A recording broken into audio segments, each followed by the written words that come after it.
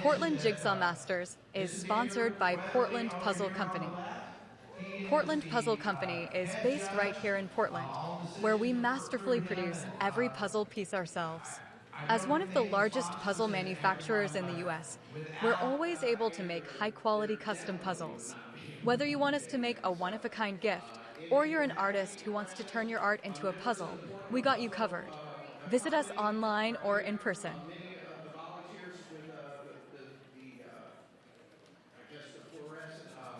That's ask them any questions and we'll be glad to help you. Other than that, we're going to wait about 10 minutes. The live stream's getting ready to get started. About 10 minutes from now, we'll be ready to go. So thank you for coming. Excited to have you and hope you have a great time.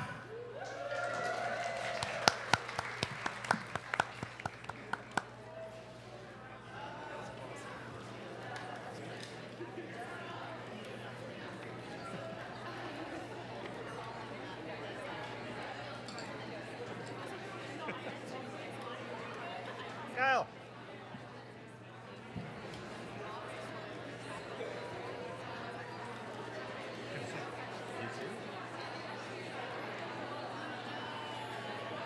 Yeah, what's up? We're online. Yeah. All right. Well, hey everybody. Welcome to the 2026 Portland Jigsaw Masters. This is the pre-show. We're going to start this 10 minutes early every round. We're going to bring some experts on. We're going to talk to them and sort of pick their brain, suck their brain dry. Hopefully we can all learn a little bit. But before we get going, we are supposed to have had a commercial running, so that's fun. Do we want to try and have that kicked off at this point? Okay. This is going to be a lot of fun because we're trying a lot of new and interesting things. We're going to, especially during this first round, you're going to see us try some stuff, and some of it will be amazing and some of it will be terrible, and you guys will get to watch it live as it happens. But not terrible, definitely amazing. Joining me this entire weekend is the esteemed Jim Eakins. Jim, I couldn't even start by getting your name right. How are you? Thank you so much for joining us here all weekend. Well, thanks for having me, Rob. This is really exciting to be here. I know that so many people get excited for Portland Jigsaw Masters just because it's a fun event. It draws a huge number of top puzzlers as well, which is really exciting. And it's going to be a great time. I know we're trying out a lot of different tech stuff, and you've been a mastermind behind putting a lot of it together, and we're going to see what all works, what doesn't. But most importantly, we're going to see a lot of really, really good puzzling today. Yes, and speaking of good puzzling, like I said, we're going to bring on an expert every round, 10 minutes before, to sort of give us their thoughts, and then bring them back about mid-round to tell us about what they saw. And today, for the first round, helping us kick everything off, is the delightful Kyle Costin. Kyle, thank you so much for joining us on the inaugural kickoff round for the 2026 Portland Jigsaw Masters. Thank you. I'm happy to be here. This is my first PJM, so I'm very excited. I was watching the live stream last year from home, longingly, wishing I'd been here, and we made it happen. Very excited to be here. That's awesome, and you're also partnering and teaming with some fun people as well. Tell us a little bit about that. Yeah, so I'm partnering with Zin. Funny enough, we still have not puzzled together. Is that right? Zin Yeah, Pua? she got in late last night. We're hoping to find some time today. And then we're going to be teaming up with Sammy and Mare Yeager, Sammy Brownville. Oh, that's going to be a fun time. Yeah, that is going to be a fun time. Awesome. Well, I thought we would just sort of pick your brain in a couple of ways and see what we could all learn. Maybe we'd start with some basic things to help people who maybe aren't used to seeing a jigsaw puzzle competition before, and then maybe get into some more advanced things for people who have. But from your perspective, can you tell people a little bit about what they're going to see once this competition gets running? Well, I was looking through the lineup of puzzlers in this round and really every round this weekend. Some incredibly You're fast not wrong, puzzlers. So prepared to be blown away, I think. But, still keep in mind, this community is very welcoming for all skill levels. We're going to have all sorts of different puzzlers with different backgrounds, different skill levels competing here today. We're happy to see all of them do well and accomplish great things this weekend. Yeah. Cool. Well, tell us a little bit about what is a speed jigsaw puzzle contest. What are we going to be seeing today? So we're going to see everyone here gets the same puzzle, same time. No one knows what it is. We see them here on the tables already wrapped up. No one knows what the image is. We're going to count down. Everyone's going to open them up, and it's a race to the finish. You're going to see a lot of different kinds of strategies. That's a fun thing about speed puzzling is people kind of have different strengths. There's no one correct answer for taking on a puzzle. So we may see people starting in different sections, things like that. And we'll see who comes out on top. So when you come into the very first round, this is the very first round of a competition. Do you want to be in the first round, or would you prefer to be in later rounds? What's your perspective? I think I like maybe the second round. The second round. There's extra excitement, I think, when it comes to the first round because everyone's anxious to see what kind of puzzles we're going to get. And sometimes it helps to maybe have an idea of what might be coming once you've seen the first puzzle. Sure. But there have been plenty of times when I've been in this first race, and I like that too, just because it is so exciting. Everyone gets it's like the whole event is kicking off right now. So. Right. Do you use heats strategically? Because probably in a lot of the things you compete in, if there are heats, you're going to move on. So do you use them to accomplish anything in particular, or are you mostly just trying to get in the zone, get relaxed? In a race like today, it's maybe a little bit harder to qualify for the next round than in some of the races I've been in, so that's definitely going to be top of mind. Maybe stress level's a little bit lower. Definitely finals is the worst for me when it comes to nerves, but you gotta lock in here too.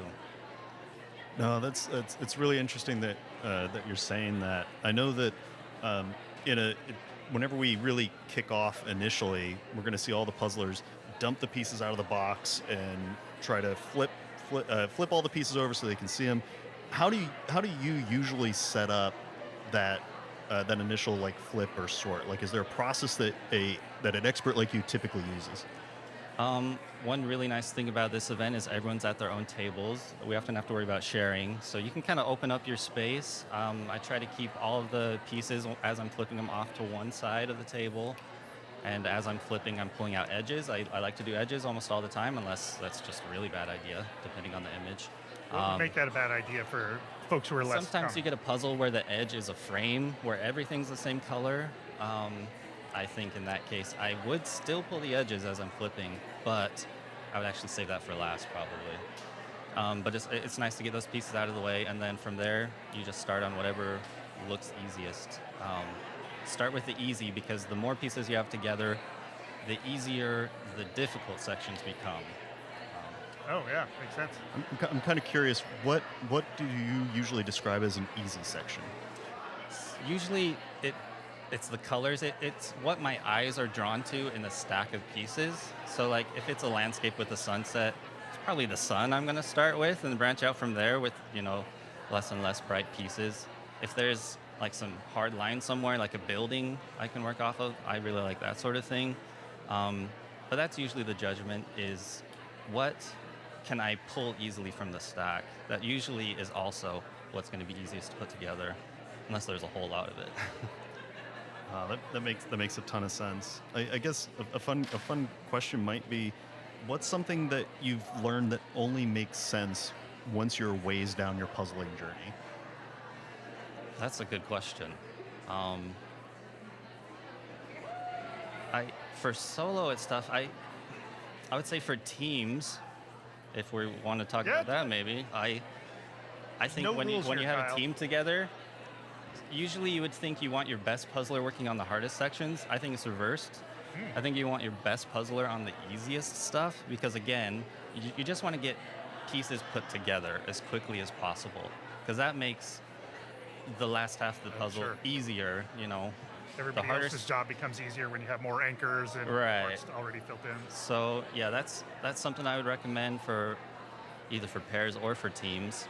For solo, I'd have to think more about it. Maybe we'll come back to it. All right. Well, you're going to be joining us again here Right. probably about, I don't know, once a few people start filling in to help give us your perspective on how things are going. Maybe you can give us a little update on that as well. The last thing before we head out of here, I just wanted to touch base on, like, we've got some world-class competitors going on here. What do we think about the folks who are here? Who are we looking at? What kinds of playing styles? What kinds of things will fall into their skill set? What kinds of things might not? Jim, you want to take a stab at any of that? Yeah, I mean, today some of the people we're really keeping an eye on is Mari Black and Gene Reuter. Mari's one of those puzzlers that's been to World Series and a few international events. Gene is also absolutely fantastic, has a world championship on teams under her belt as well.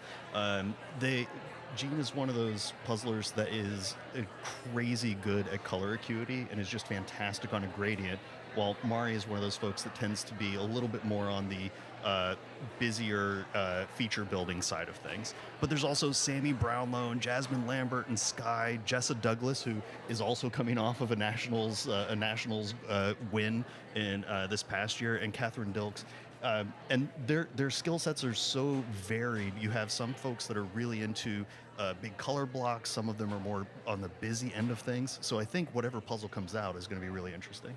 All right, we're going to wrap it there because I think we're about ready to get started. Kyle, thank you so much for coming up and joining us. Looking forward to seeing you in a little bit to get some perspective on how things are going up there. Thank you. Let's see, what else do we have? We've got, so coming up is the start of the first individuals heat. If you're in the live chat, we're doing some giveaways on Guess the Best Time for the first 10 minutes. So check out the live stream chat. Don't go away. We'll be right back.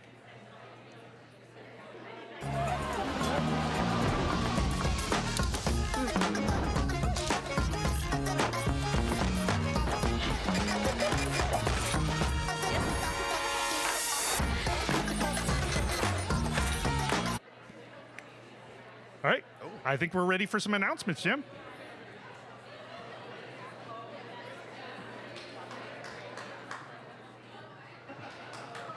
Hello, puzzlers! This is one of the fun technology things we're going to be playing with, is the rotation of mics. Welcome, participants, to the 2026 Portland Jigsaw Masters! Woo! We are excited to have everybody here, and as is tradition, we're going to call out last year's winner to give a little extra fun-filled pressure. Hannah Doyle, congratulations last year. She's going to be here again this year. Really, really fantastic. We're going to go over some quick rules things. You will have 2 hours to complete the puzzle in front of you, so don't start until you see the 5, 4, 3, 2, 1, go. Then you can go. I just said the numbers. That doesn't mean you go now. You wait till you see the numbers. All right. Everybody's going to do a fantastic job. If you have a missing piece towards the end of your puzzle, the judges will come by and they'll start counting down a 10-second timer. That is 10 seconds for you to find the piece and put it in, or that 10 seconds, whichever comes first. If you have more than one missing, same thing applies. It's only 1 10-second deficit. Sound good? Cool. Are there any questions, concerns, comments, things to make fun of me for? Great hat. Thank you. That was really nice. Cool. I want to give a shout out to our fantastic judges. Judges, wave your hands. Everybody give them a love and adoration. They are doing a ton of work here. And we also have our head judge, Andrew Weatherly, over here. His rule is final. He is the enforcer. I know everybody here is really excited. Cheer each other on. Cheer yourselves on. This is going to be a really cool event. The top 20 are going to advance in each round. So this is going to be tight. It's going to be fun. We're all rooting for you to do really well. Hit your goals. And as a quick reminder, there's a social tonight at Spirit of 77 after all the events wrap up. So no matter how this round goes, there's going to be fun community puzzling later today. There's also going to be puzzling all day long. Check out all of our sponsors that are around the room that have fantastic puzzles, and get excited. One more round of applause for yourselves, and we're going to get going here shortly. I'm going to bring Andrew up to give us the countdown.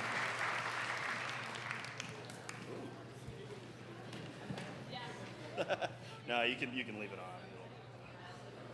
All right, everybody. Can everybody hear me? Okay, we're gonna do a quick countdown. Let's start in 5, 4, 3, 2, 1. Let's puzzle. And we're off and running at the 2026 Portland Jigsaw Masters, the 3rd annual. I'm Rob Shields. If you didn't catch the pre-show, make sure you tune in 10 minutes early to each of our rounds, because we're doing an interview with an expert to talk a little bit about the round coming and just to generally pick their brains. Along with me now and for the whole rest of the weekend is the delightful Jim Eakins. Jim, welcome to Portland Jigsaw Masters Live.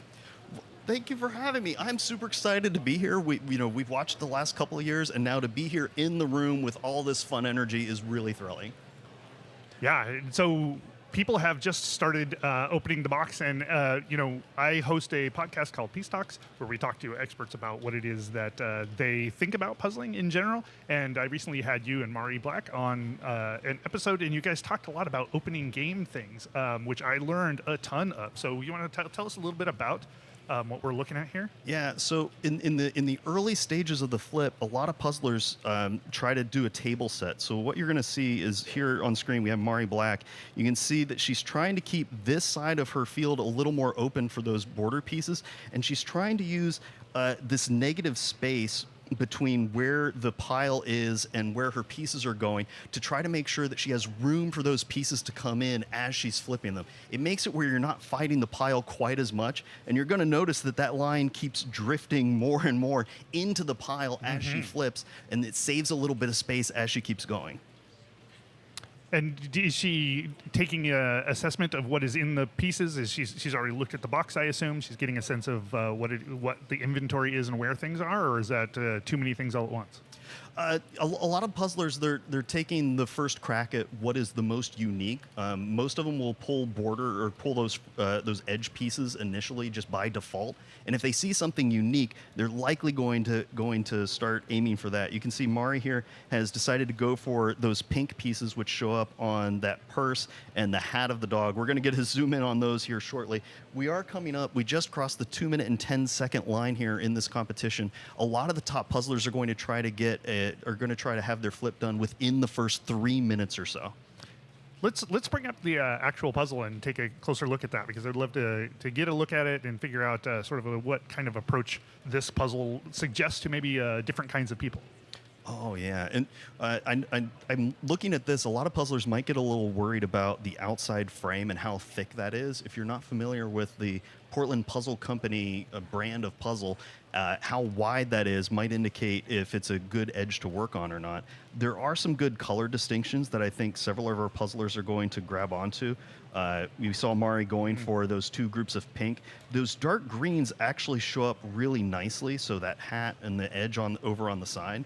I think we might end up seeing some puzzlers try to do the outline of these buildings because you get a really good distinction between the foreground and the background on that.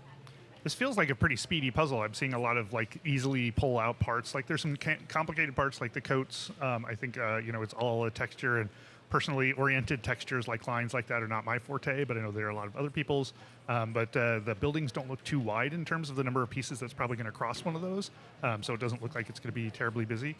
So it feels like a fairly speedy puzzle. Yeah. Well, and one of the things is that it also uses elements of pick and place, so you can end up putting those three or four buttons where they're going to belong inside of the image, and then be able to branch out from there. I wonder if some of our puzzlers might end up being a little scared about going for the faces of the two dogs here. I'm going to play around with the telestrator a little bit, but that might actually be a pretty good pull because it's distinct and white, and you can use the outlines of those faces to make some good progress, or even the hair of this other dog here. Nice. All right, let's take a look and see how people are doing out there. So we got the image down in the lower right-hand corner. Hey, that's us. Hi.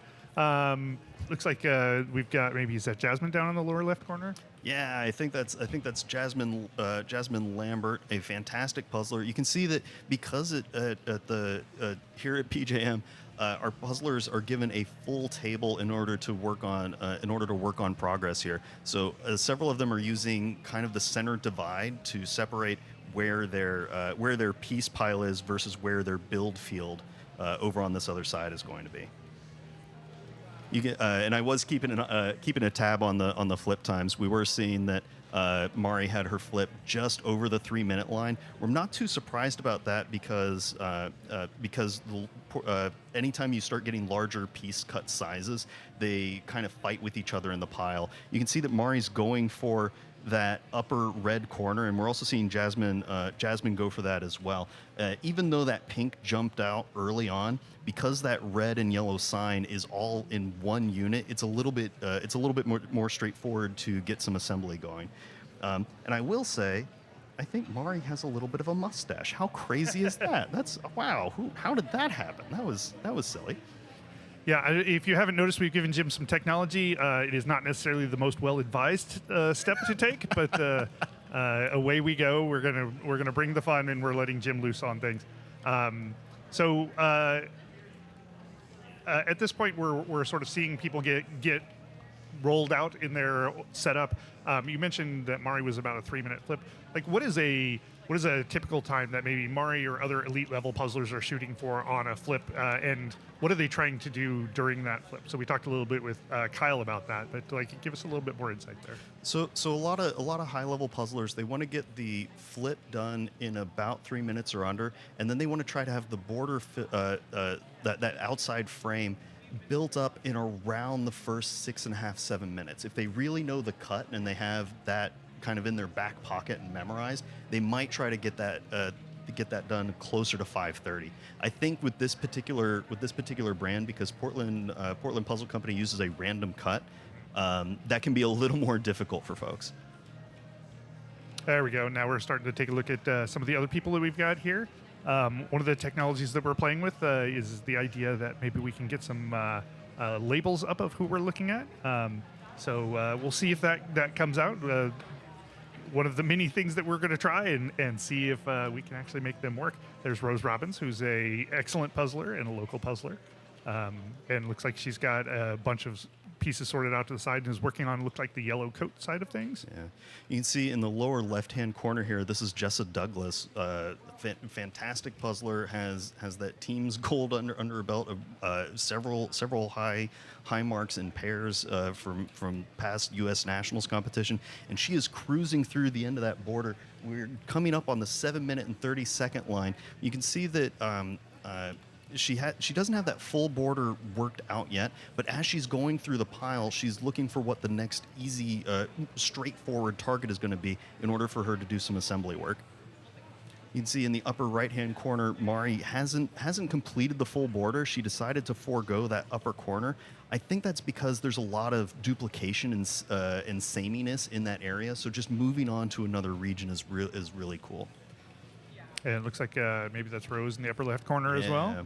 Yeah, and look at what Rose has done. She's using more of this rainbow setup for her piece pile, so that way instead of it being all to like just the left or the right, it spreads it out a little bit more. The upside is that you can see more of the pieces a little bit easier, and you have quick access. The downside is that sometimes you have to renegotiate where those pieces are sitting early on. But it does look like she has pulled out all of those edge pieces off to the side here. Yeah, and I think, as you said, the edge pieces, in this case, they carry a lot of white and then a solid color, which makes them not a great choice to get started with. So it's interesting to see Rose doing it. But a lot of like we're looking at Sky down in the lower, Sky Vandalise down in the lower left-hand corner, and obviously Mari are stepping at least part of the frames together already.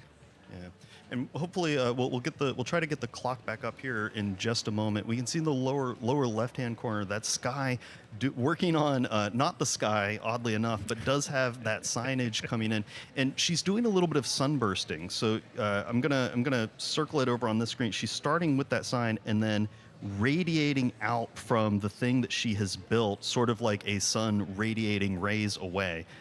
Which is a really cool tactic, especially if there's colors that sort of line up around that same area. And why would you do a tactic like that? Oftentimes, if you're looking at a specific area, you get a sense of what is immediately around it, and so your eye gets attracted to what that pattern in nearby area is. So you branch out a little bit more. Some puzzlers really gravitate towards that style of puzzling because it works for them as opposed to looking at the whole image and hopping around a lot, which involves a lot of context switching, and it's often a very aggressive style of puzzling. Oh, we can see. Oh, wow, Rob! I didn't know you had turned into an alien. That's A lot of people would say that's just how that is. yeah, that's just how that is. Cool. Yeah, I have too much power. Clearly, we just need to keep talking. Otherwise, Jim's going to constantly want to be drawing. Hey, look at that! We got so this is a fun piece of technology. It's Mari Black, but also on the technology side, we're doing some work where the QR codes on each table will look up who is at that table and show you on the screen who that is. That's helpful for you. It's helpful for us. Helpful for everybody all around. Yeah, really cool.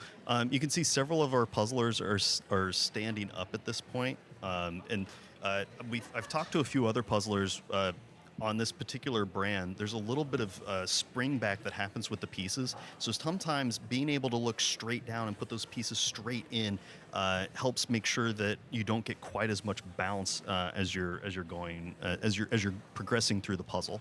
This is actually a really interesting tactic in the upper right-hand corner. They've done what we sometimes call a big sort. So you can, I'm going to try to zoom in on them. This is Carol here. Nelson. Yeah, okay. I'm going to try to zoom in on her for a second. You can see that she has almost all of the blue pieces over in this area, but she's sorted out those dog coats and some of those other colors over here. The advantage to a big sort is that you set yourself up for success down the line. The disadvantage is you have to be super duper accurate with it, and it looks like Carol's done a really good job of setting that up. She also has all of those edge pieces in that middle area. So if she starts delivering those edge pieces out, it's going to save her some space. And then she's already done that early difficulty of trying to figure out which piece should be with what group. You might see on screen here, some of those pieces are lighting up in those yellow squares. In the upper left-hand corner here, you can see our fun-filled piece counter trying its hardest to count all those pieces. I have a feeling that we're closer to maybe about a 4 on the front end of that. Sometimes the angle's 16? A little wacky. I think it's showing 16, but we'll keep playing with this as we go forward. Really cool angles of things. Yeah, as Jim was just saying, one of the things that we're playing around with is a live piece counter. It is much better at taking overhead shots and turning those into counts of pieces, and we'll be playing with that throughout the course of the weekend, hopefully being able to tell you not just how many pieces are left on a given table, but also the speed at which people are moving, the rate at which they're moving. And so just one of the more fun things that we've got lined up here at the Portland Jigsaw Masters. Yeah. You can see here on table 33, this is Gene Reuter, and Gene has decided to go all in on the left side of that puzzle. Gene is so good at using colors and gradients. I know that cartoon style that has a lot of flat imagery isn't usually in her wheelhouse, but she's been really improving on getting a lot of that pick and play set up and making those transitions from zone to zone really fly. We're coming up on the 13-minute line here, and this competition is flying right now. So joining us up at the table today, we're going to have various people who can help us better understand what it is that we're seeing in terms of like artists and that sort of thing. And so joining us to kick this all off is Andrew Weatherly. Andrew, you are part of the Portland Puzzle Company team who brings this together. Tell us a little bit about this competition first. Yeah, absolutely. It's finally here. Been waiting all year for it. Happy to kick it off. This is our third Portland Jigsaw Masters. We are happy to have a lot of puzzlers here this weekend. It's really interesting to see some of these artists that are able to get their artwork out and really attack the puzzle. And what kind of work goes into bringing a competition like this into play? Everything from event management to all the technical features with streaming and graphics wise, and then also Portland Puzzle Company, we actually manufacture a lot of puzzles for the event. Mm-hmm. So on the back end in the manufacturing process, it's working with these artists, concocting a unreleased image and being able to walk through the process of what makes a good speed puzzle, what's hard, what's not. And we've had a lot of conversations with artists throughout the past few months, tweaking some of their imagery to kind of tailor it into a speed puzzle. And I think like this one, it's worked out pretty good so far. So tell us a little bit about the image we're seeing here. Yeah, so this is an artist, Dave Garbett. He's local here in Portland. He does some really cool illustrations. Most of his work that we do is local oriented. He has a very cool map of Portland imagery with a lot of little caricatures. He has a really cool one with Chicago, and it has all the little intricate details of each city. Cool. Do you know, did you work with him on this image much? A little bit. We had a little conversation on the white borders, whether to kind of extend it out or not. But yeah, I think this particular one with the blue and then the tan of the jackets in the middle, it's kind of a lot, but you're able to sort colored pieces a while, and then you have the texture as well that's in there that kind of makes it a little bit more difficult. So you guys, this is the third year you've put on this competition. You guys have a weekly or bi-weekly at this point, sort of regular league competition. You've put on other competitions. I imagine you've learned a lot about what makes a good image for a competition. Is that true? Yeah, absolutely. We do run on Tuesday nights speed puzzling at the People's Court here locally in Portland. And every so often, I will see people open the puzzle, see the image, and want to punch me in the face. I feel like I've got a pretty good eye for what makes a speed puzzle harder, not hard, really easy. When they finish in like 15 minutes, it's like, oh, maybe I could have made it a little harder. Yeah, I still have burned in my brain. I think it was like a sea urchin or something from the very early days. That, I believe, was like our third event. And yes, it was just a close-up photograph of us, like multiple sea urchins and the patterns. We started that one at 7:30, and people left at 10:15. So you learned a lot from that round. Yeah, I wanted to get home to go to bed. So while we have you up here, tell us a little bit about who's Portland Puzzle Company anyway.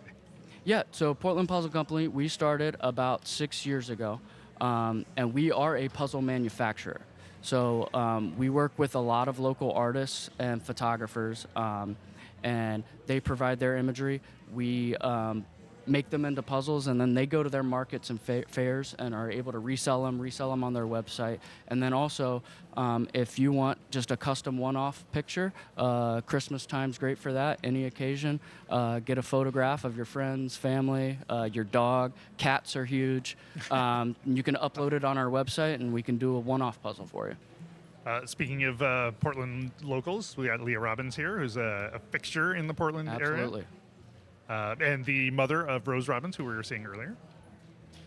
Yeah, and she's done a great job here. You can see she's done that early edge pull and is now getting into some of that color distinction, those pinks, that orange hair, and is now going through the pile rapidly to try to find some of those darker purples. I think that's going to be in that lower left-hand corner of the image. Boy, it makes sense once you really stop and think about it. But looking at how much kind of the brown/yellow coat there is in that puzzle, like it is a huge section of that. Like I was thinking this would be a faster puzzle, but seeing how much of that is all sort of gathered together, or diffuse across all of those pieces, does mean that seems like that's going to be a challenge to get through. I'm gonna pull that image up here again so we can get a good look at it. That coat is probably a good third of the puzzle right there. Yeah. And that is, I wonder if the directionality of some of those lines can help our puzzlers figure out where to go. I think a really good tactic would be to try to get the outline of this, or even just get the line work on here to try to then transition into being able to use the shape of the piece in order to proceed forward. I think a lot of the puzzlers that chunk this down, we sometimes call it breaking the image into smaller and smaller bit-sized pieces, so that way you can have a little bit more information as you progress through. Andrew, are you much of a competitive puzzler yourself? I am definitely not. You've been at the skirts of it for a very long time, but you haven't been drawn in? There's rumors that I might compete in one of these prelims, but we'll see. I do not expect to be completing anything this weekend. Cool. Anything else you want to say before we let you go? Everybody watching, we really appreciate it. We are so excited to have everybody here locally in Portland. Rob, Jim, just all around great event. And like I said, we've been looking forward to it all year, and we are so excited that it's now here. Yeah, Andrew Weatherly from Portland Puzzle Company, thanks for putting on the event, having us up here, bringing these puzzles. I'm looking forward to a great time with the experience that you all have created. All right. Yeah, appreciate it, guys. Thanks. Yeah. Thanks, Andrew. On screen now, we can see Lindsay Wang doing an excellent job getting through a lot of that border. You can see that she's also started work on that building outline right here on that corner, and she's really she's hopping around which parts of the image she wants to work on when, which I think is really smart sometimes whenever you have these cartoonish images, because you may have a lot of flat color that's kind of hard to distinguish. So if you're not working between boundaries of areas, you can get waterlogged pretty quick. And Lindsay says that her favorite images are busy and collage images. So how would somebody whose favorite image is that kind of image deal with this kind of image? So you treat it like a collage, more or less, which is kind of a weird brain game to play. Yeah. But in this case, you can break things up into, okay, I have big sign here, I have purse that's going to go down here, and you mentally treat it like a collage in that sense. I think this actually plays to some of Lindsay's strengths a little bit, because there is some busy work that happens with those buildings in terms of the windows. You can see right now she is chewing through that hair very, very quickly on the right-hand side of the dog, and that's going in really rapidly. She also says she's an avid sourdough baker. So how would that play into this? Ah, man. Well, I'm hoping that she can rise to the occasion on this one, and and really just I think she's preheated the table significantly in order to make progress on this particular image. I've unleashed the beast. I unknowingly opened the pun door, and in strode Jim. Welcome. And as a reminder, I know we've kept a little eye on the chat here and there, but the guessing time, it has closed for what times you think that this puzzle is going to get finished in. Rob, do you have any estimates of what you think we're going to see today? I've heard a variety of sort of guesses as to how fast, in general, this field is going to go. To me, this feels like originally I said it was going to be faster, so upper 30s. I'm feeling like now it's maybe like 40-ish, but you're the expert. What do you think? I think low to mid 40s is a good estimate. I'm gonna be aggressive, and I'm gonna say that we're gonna have a first place finish around the 43:30 line. Okay, so I'm gonna not so throw that far out off. there. Yeah. I feel good about that. Yeah. And my second favorite thing in the world is to be wrong. So I desperately want these puzzlers to beat that time limit. So we got Jasmine, who's got a good part of the upper right-hand side going. She's sort of working left and right, as we've seen a little bit before, sort of saving the coats until last, it seems like. Oh yeah, it's a pretty fantastic strategy. I think we're going to see most of our competitors do that. We're coming up on the 23-minute line in this competition, and Jasmine looks like she's probably about halfway done or so. I think. Maybe a little under, but important to remember that a lot of puzzlers end up picking up a lot of speed in the back half because they can start using the shape work. I really love KE's stance here. You can see that what she's doing is she's making sure that she's got a little bend in the knees, so that way she can keep her back straight without having to hunch over, which puts a ton of pressure on that lower back. And over the course of 30, 40 minutes, an hour, however long, that can really start doing some wear and tear on the body. Yeah, and it is. People often stand because they can get speed out of that, but it definitely is one of those things that if you're not a fast puzzler, that's one of the things that may just kind of wear on you. Like my team a few years ago at Nationals was called Advil Up for that reason. Mm-hmm. Like we always were taking a lot of, Advil in advance because, a lot of bending over the course of the table for the entire time can really wear you down on your back.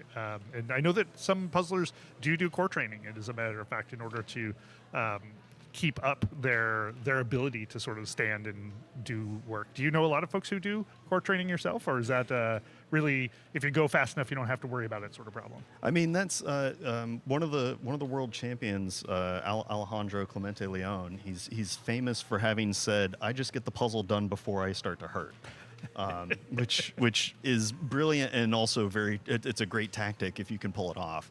I have seen more puzzlers be a little more attentive to their bodies to try to make sure that they can have the longevity to keep going as long as they want. But on screen now, you can see in the upper left-hand corner, Mari has busted out a puzzle tray. I think that's one of the Zacco puzzle boards. Shout out to Zacco, she's using that as a bit of a piece jail for some of those building backgrounds I can see. And that pile that's remaining has a lot of the coats, and then that sky in that upper left-hand corner. So you said piece jail. Tell us what that is. So for a piece jail, it's typically a case where a puzzler has tried the same piece over and over and over again. And instead of banging your head against a wall or forgetting that you've tried it, you set it off to the side somewhere where you can say, I'm not going to touch this until I know it's going to go in. So it just sits there in its own little jail, so that way you're not tempted to keep playing with one piece. Because it's really important if you're really shooting for efficiency time, to make sure that you're progressing. In a lot of instances, you can end up holding on to a piece for 20, 30 seconds when really you want to be getting it out of your hand in about 4 or 5. So we're getting a message relayed to us from John, who's our chat captain in the chat. So if you're hanging out in the YouTube live chat, say hey to John. But it sounds like folks are talking about the fact that there are some parts of the image on the box. So there's a logo in the upper left-hand corner called the Shoppers, which actually isn't on the puzzle. What do we think about that? Ooh, yeah, that's actually really fascinating to point out here. In the lower right, I just circled that area. Yeah. On the box itself, there's text that says the Shoppers, but it is not here on the actual image. So if the puzzlers are using just the box, they may be looking for that text that's not going to be on the pieces, and that could be throwing some of our puzzlers off today. There's a full poster inside of the box that doesn't have any of those logos on it, so it looks exactly like the puzzle itself. The other thing that I noticed on the cover of the box is that there's a sort of special edition text down near the feet of the main characters, which is also not in the box. Oh yeah, and I guess I was going to say the penguin. Yeah, there's some things that are on the box itself that don't show up on the image, and this is pretty typical for a lot of puzzle brands. We know Cobble Hill has a sticker that covers the lower right hand corner. And so that little things like that, if you're familiar with the idiosyncrasies of those brands, you kind of get a sense early on of what to play around with. I didn't catch the name of the person in the upper right hand corner, but I really like how they decided to use a puzzle tray explicitly for those coat pieces just to get them out of the way. And you see that typically on half tables where somebody notices a big chunk of a puzzle that they're just not going to work on for a while. They'll put it all on a tray to save some space. And they did a good job of making sure they got all of it in that zone so they can just focus on those other things that they want to work on. Yeah, I often do that as a not great puzzler. It's like I just need to declutter the field so that there's less things for me to look at, and then I like to be able to just pick that whole thing up and set it out of the way. It makes managing my brain a lot easier. I'm gonna try to zoom in on Mari here for a second and see if we can get the piece counter. We can get the piece counter cooking just a little bit because I'm curious where she's at. My estimate is that she's probably about. I want to say just under 200 pieces out. It might be close to 175 or so. So we'll see what the piece counter thinks about that. But she's really transitioned into working on that sky, and sort of like what I was mentioning earlier. She's getting the outlines of those buildings, and then is going to try to use shape work in order to finish up that area. I'm wondering if we can take a look and see how Kathy Reuter is doing. I'm trying to pull up her table over there. Oh yeah. Actually gonna make a quick shift to camera 2 where we have these cameras that are hooked up to part of the ceiling, and they can zip around and zoom in on a few of our different puzzlers. Oh, that's Gene. My bad. Yeah, there's Gene. Oh, and you can see I think that lower left hand corner that has that purple color inside of it. Jean's doing a really good job making sure to get those really distinct colors out of the way. And it looks like she's also done some sorting onto a separate tray here. I think that's the darker brown that are probably the collars that on the dog images. Oh, and did you know that Jean was part cat? I didn't know that. She's just a fantastic human. A feline, apparently. Part Yeah. feline. Yeah, but this is actually a cool tactic by Gene. We see this a lot whenever there's a border that's a little tricky or a frame. Is that if it's all very samey, what she's doing is she's lining up those pieces where all of the edges are facing the same direction, and then she can rearrange them relatively quickly. We sometimes call it choo-choo training. Because it's like laying down the tracks one by one right next to each other. And that can be really difficult whenever there's not a lot of distinguishing features in that area. But you see, she played with it for a little bit, and she bounces around trying to find just a couple more. And it looks like she's also trying to sunburst off of that edge where she can see that.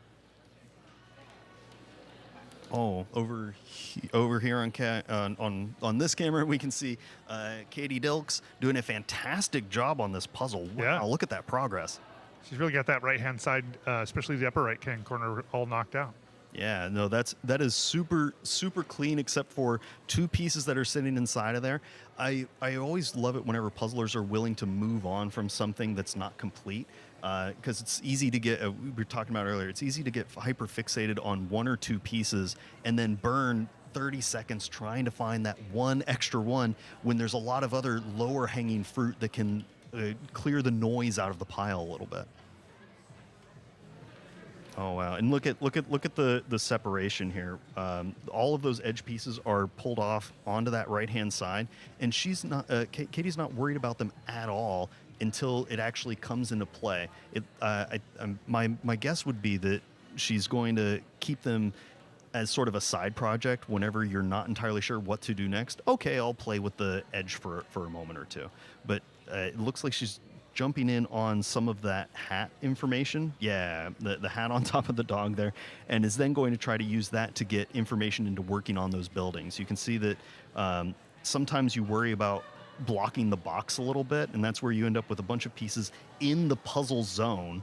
Like if this is, I'm gonna outline it. Oh, well, maybe not. I'll try to outline it a little bit. If that's the puzzle build field that Katie's playing with, all of those pieces that are inside of here can sometimes make it difficult to maneuver or to have a clear view of how those pieces are going to go together. In this case, Katie's done a really good job of having a distinction between those darker building pieces and the lighter ones, that dark blue, that darker blue and the lighter blue with the yellow backgrounds. So that's going to be pretty straightforward to clean up once she digs her teeth into it. So we're about 32 minutes into this puzzle, and then I guess my question is that there are a good number of elite puzzlers here. As you're getting towards what might be closer to the end, obviously there's a bit of a way to go. How much do you feel like puzzlers are worried about where other puzzlers are versus just being their own head in the game that they're working? I think that's one of the most difficult challenges for some of the upper tier puzzlers, because you get a pretty good sense of if you're in the pocket and making progress. You can see on screen now Sammy Brownlow chugging away on this. Just behind her, you can see her mascot Chomby cheering her on. But at a certain point, if you're typically expecting to get a puzzle done in around 37 minutes, you start to get that sense of, oh no, I'm not done. I must be going slow, and somebody might be getting ahead of me. And it's really difficult to get that self-talk out of the brain, because anything that's not focused on the details of the image in front of you is just sucking away time from success. I'm wondering if we can... Jim, do you have the controls to kick us back to the 4-up look? Not to the 4-up look, unfortunately. But look yeah, at hopefully table 31. we can get the split screen rolling again here shortly. I will say in the chat there's a lot of cheers going on for Katie Dilks and Sammy. There's shout outs for Karen Kent. Please, everybody in the chat, let us know what you're seeing. The time check right now, we just crossed the 34-minute line. Karen Kent, I'm a big fan of, was my Nationals pairs partner. One of the great things about Karen, there's many great things about Karen. We were Team 2 Delightful, TWO Delightful, because we are. Absolutely. But also, if I recall correctly, she started puzzling in November of this last year, and she was a fine puzzler. And over the course of several months, she became a really good puzzler, just heads down doing some work, making puzzles happen. So when she chose to be with me as a partner for Nationals, it was a good pairing. By the time Nationals actually came around, it was a terrible choice for her, but she chose and she stuck with it, which I appreciate, and it was a lot of fun.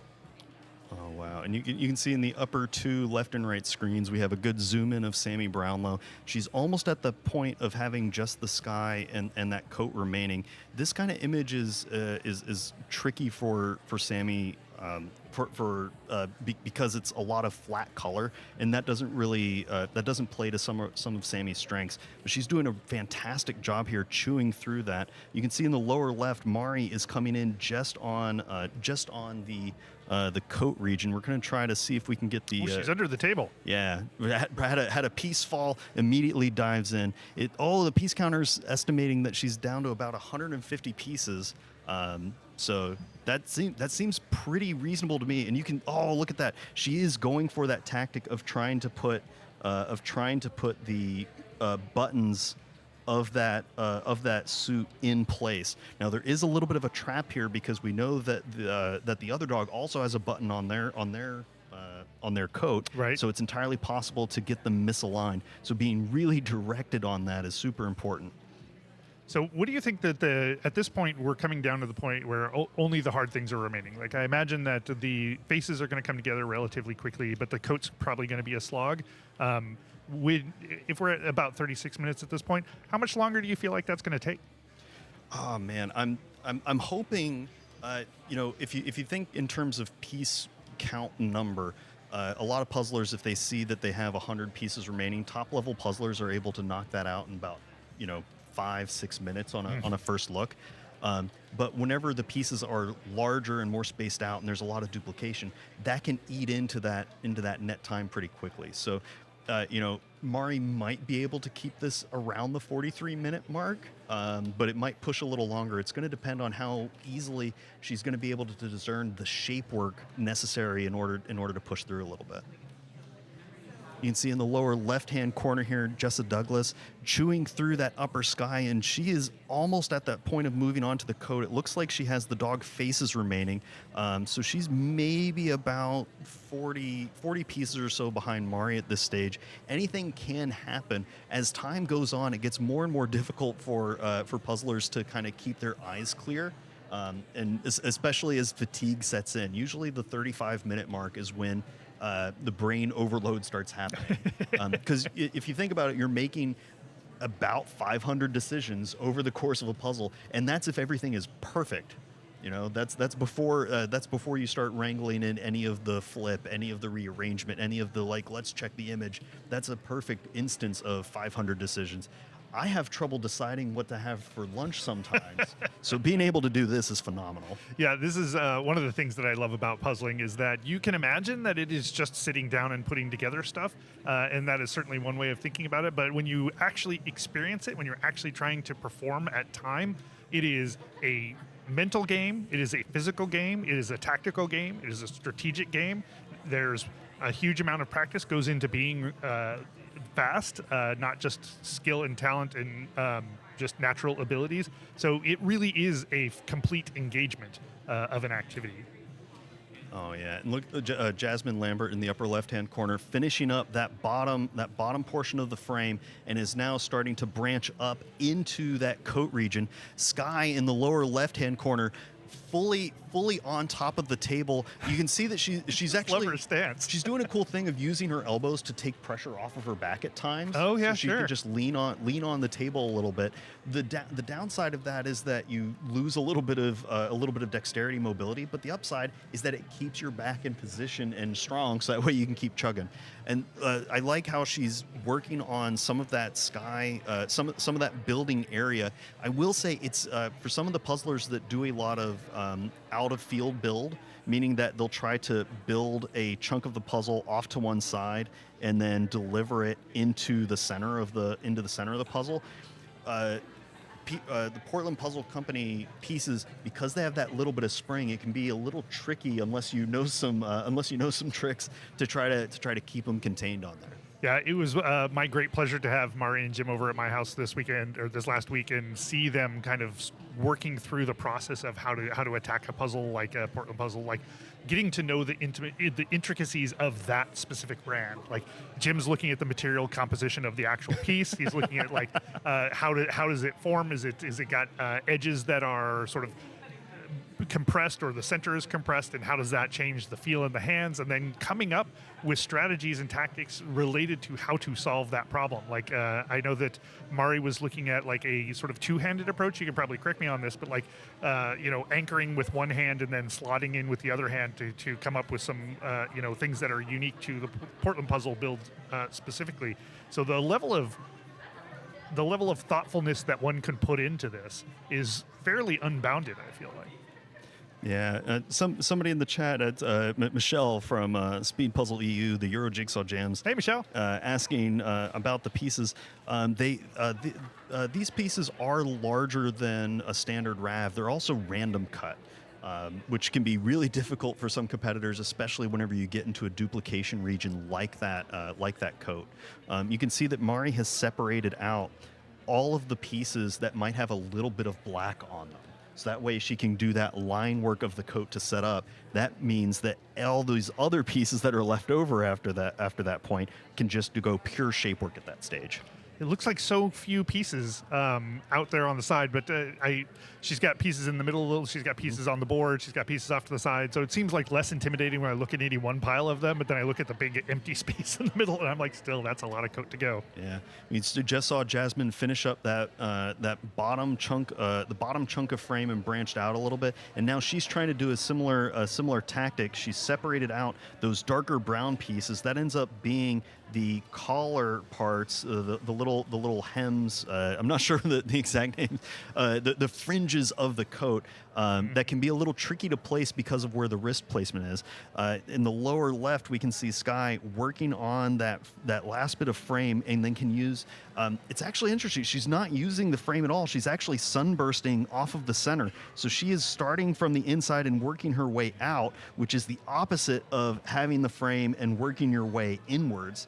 So she's working off the buildings out. Is that what you're thinking? Yeah, look at that. All of those edge pieces are still sitting out over there, and she's just chewing her way out towards it. It's like watching piranhas in reverse. As a person who's a avid fan of doing the edges, one of the things that when you don't want to engage with that is that when the edge carries low information, right? So there's just not a lot for you to put together something because the image doesn't cross all of the parts. Like often, as we have here, it's just a solid color and another solid color. But once you kind of build out, like your sun bursting out, as Jim was saying, from the building there, that gives you an extra piece of information. You not only know that your edges go in this area, but now you've got an in where you know an edge in with an in, like an out must go.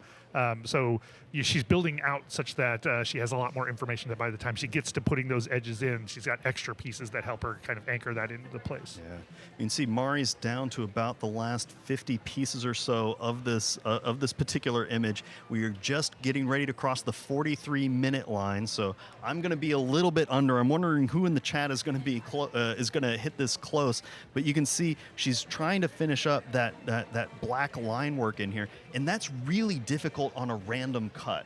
We sometimes talk about how diagonals are difficult on a puzzle because if a piece you end up needing 3 pieces to cause a connection on a diagonal. So with a random cut, you have a very similar situation where it's not going to sit perfectly unless the angle's just right or where that's sitting on the cut. Yeah, line work is challenging for me because I don't know why, but I can never figure out which way something is supposed to go. And I can see. So, how much is she depending on shape at this point, then? So she's probably transitioning into pure shape work at this stage. She's been trying to get that black line work in, and it's been chewing away little by little. Now that she has her teeth into it, she's probably going to try to finish it up, and then that last set of 30 pieces or so is going to be pure shape. I know some puzzlers might try to orient them because you can see that there is a vertical alignment for where that fuzz sits. Right, it all goes one direction. Yeah, so if it's right side up or upside down, you should be okay at that point. You said some puzzlers, but Mari's not doing that? But it doesn't look like she's tried to align it that way just yet. I can see some of these pieces. Like this guy right here, he's going horizontally rather than vertically along with where that is. And do you imagine that's because she's fairly good at sort of interpreting the rotation in her head? Yeah, it's also a thing where every time you touch a piece, it eats a little bit of time. So if you don't have to do it, then don't, and use that mental line. There we go. Now she has all those pieces that have black on them are out of the way. So now she just has the rest of the about 36 pieces or so in order to sink in and then finish this up. We just crossed the 45-minute line, and that is a tough chunk of puzzle. Boy, is it. It is so difficult to do random cut that you're not familiar with, but they are doing great. I'm going to do a quick. I want to see if we can get the split screen back up here. Across the board to check some folks out. We get double vision of Mari up there. It's got G down in the lower left corner. Yeah, Jean in the lower left. She's now doing that same thing of getting the buttons in place in a line and then trying to get that black. She's done that same thing. You'd see the divide here. Everything over here is clear, and these pieces below have just that black on them. Oh, there we go. See, Mari's really started to use this puzzle tray to set on top of the image itself without having to untangle what the background image is. So sometimes she sets that up on there so that way she can see very clearly what those pieces are. And it also acts like a little bit of a puzzle jail. You can see that she takes a piece, sometimes tosses it up there. Now she's doing the alignment. She is switching over to that. Yeah. So she's been fighting with it for a little too long. So at this point, hey, if it's not syncing, change gears, try something different. Oh, and we just saw Jean lost the box image. It just fell off. She just waved her hand over because at this point it may not be super helpful to have it unless you're doing that black outline. But Mari's doing a great job to finish up this last little bit. You can see she's taking a piece, trying. It's almost at the point of having to just do brute force. But look at what she's doing. She's staying in one zone here. She's just staying in one spot to clean that up. How does she find the pieces that go in that zone? Is it merely shape, or do you think she's getting other visual cues at this point? She's using shape and a little bit of the directionality Sure. of the fuzz there, which is so difficult at this point. I love that she just did something where she picked up a piece, tried to fit, it didn't go, and she put it into puzzle jail. Like it keeps her focused on the pieces that she hasn't tried, the possibilities that still remain, rather than kind of getting back into doing the same pieces over and over again and trying them in there. I just love that was a just quick, like, tried it, nope, goes into jail. Like, not even a thought about it. Yeah, for those of you wondering if it's a shape sort that she was doing, with random cut, it's hard to do a true shape sort. She might have separated some of those threes, but she's down to the last 4 or 5 pieces here. Gets that last 2 in. There it is. Come on, one more. Under the 48-minute line. Congratulations, nice job, Mari. Well done. Hear the cheers from around the audience. Actually, we have quite a lot of people out here in the audience. I hadn't had it. I got so focused on the competition. Hey, somebody drew a heart on that. Who did that? And there's her mascot, Koo with 2 O's, cheering her on. Congratulations, Mari. Very well done. And we are crossing the 48-minute line here at the Portland Jigsaw Masters, but the competition continues on. The top 20 finishers are going to move on from the preliminary round into the finals, so everybody is going to have to keep pushing at this point. We can see several competitors are down just to that coat area. Yeah, and it has been the case for the last year or two where we see often really tight packs, and so every second counts, every touch on the puzzle counts, every decision counts, and so if you want to make it into the next round, you just have to maintain your focus. Any idea as a puzzler how, like, once somebody finishes, especially if you're contending for the upper part of the event, what that does to you emotionally, if anything? Are they mostly just able to tune that out? It kind of depends. There's some puzzlers that anticipate that they're not going to be in the top 5 or so, and so they hear the sound and they're like, okay, the pressure is off a little bit, and then they relax a little. I've talked to some puzzlers where they actually relax whenever that happens. There's other puzzlers that stress out because they know somebody finished, and so now that bell curve of finishers is on the way. And we can see here that both Sammy and Jean are doing a great job getting through this coat. I do want to check in on Sky because she started working on that coat as well. But check it out, Jean. I'm going to try to zoom in on her for just a second. Jean does have those black lines of those coats worked out, and so now she needs to switch over to shape stage. Maybe her feline grace will allow her to see between those pieces a little bit. She's doing a big sweep here, so all those pieces are coming from the left over in towards the center, which is a big move because now she can just go straight up as opposed to having the vision blocked, moving left to right over top of things that are duplicated. Right. Eye movements are more efficient. The hand movements are more efficient. Everything becomes more efficient. So it looks like we got Sky. Yep, there we go. Oh, wow, look at Sky. Sky and Jean are neck and neck at this point. I think Sky might actually be a little bit ahead. It looks like Sky has maybe about...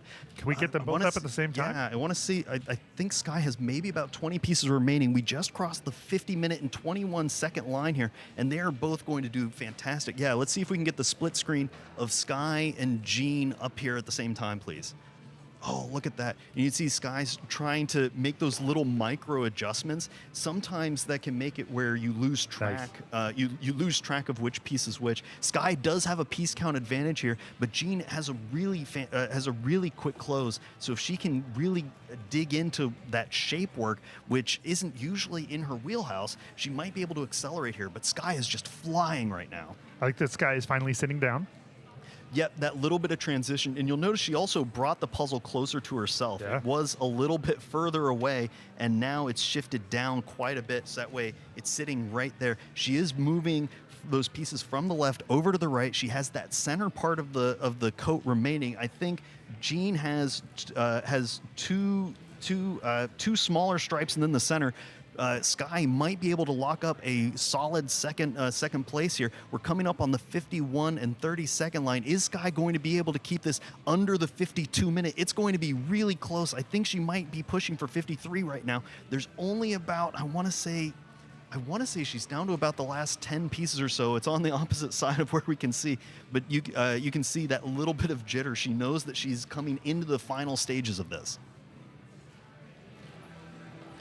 Oh wow, there it is. That you can see that there's a little bit of uncertainty at times where which piece is supposed to be in jail versus which one you want to aim for, and she's doing a great job of just keeping moving. There we go. That's a great angle. We're down to about the last 1, 2, 3, 4, 5, 6, 7 pieces or so. She gets that in. Zero ambiguity. Anything she picks up can go in at this point. This is where that really fast physical movement, just being able to sink those last ones in, goes a long way. Can she keep this under the 52-30 line? It's going to be really tight. The last 3 pieces. Can she get them in? Just rotate the hands just a little bit. There it is. 52-26. Oh, nice job, Sky. I love it at the end. You can see her adrenaline really kicking in, the intensity of the moment really kicking in. Her hands started shaking. Congratulations.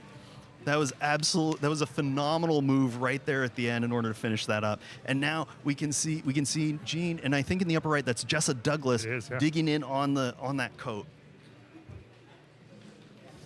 Oh wow! And look at Jean just being an absolute machine right now. She's using her left hand to target which hole she wants those pieces to go into, and then she's using her right hand to find that piece and then sink it. And that's what we were sort of mentioning earlier about kind of controlling the spring back, but it also lets you target which zone you're looking for a little more accurately, because you get your physical sense of this is the thing that I'm working on, reinforces in your brain what kind of shape you're looking for.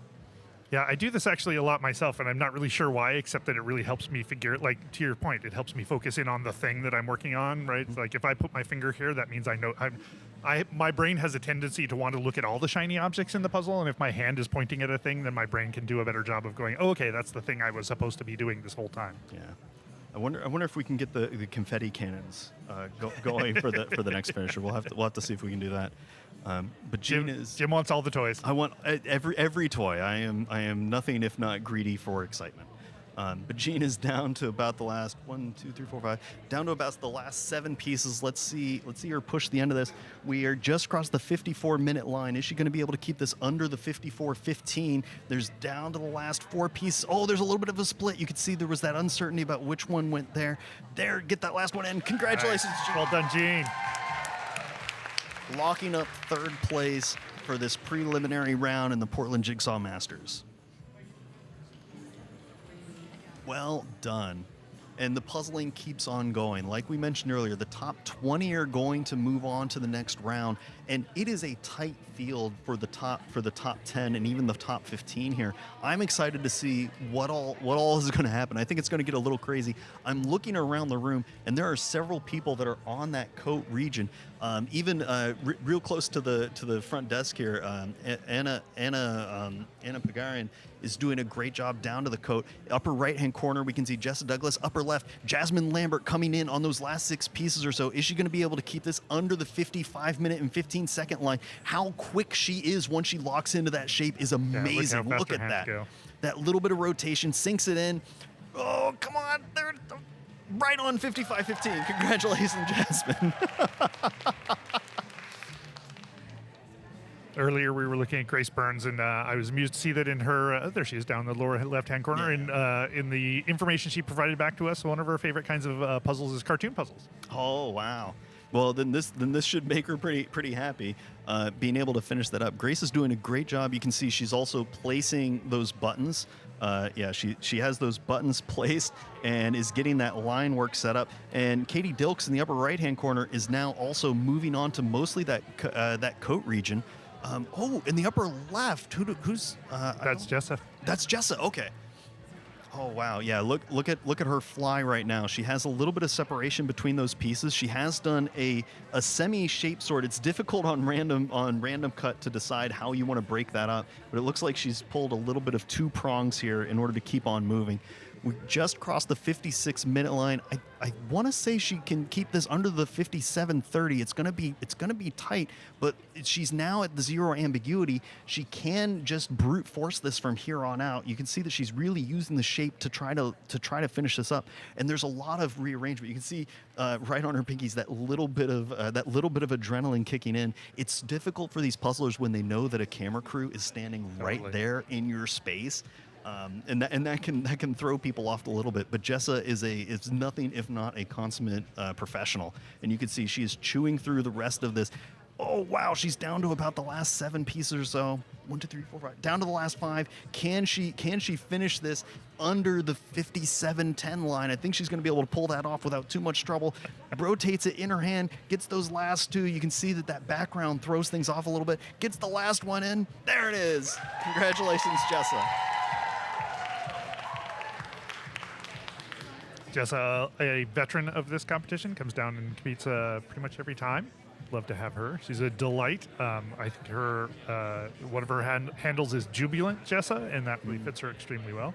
Up in the upper right-hand corner, we've got Rose Robbins, again, local speedster, doing well, down to the coats, got the buttons in, and now is just working the, looks like she's got a little bit of the lines left, but otherwise just working in the coats.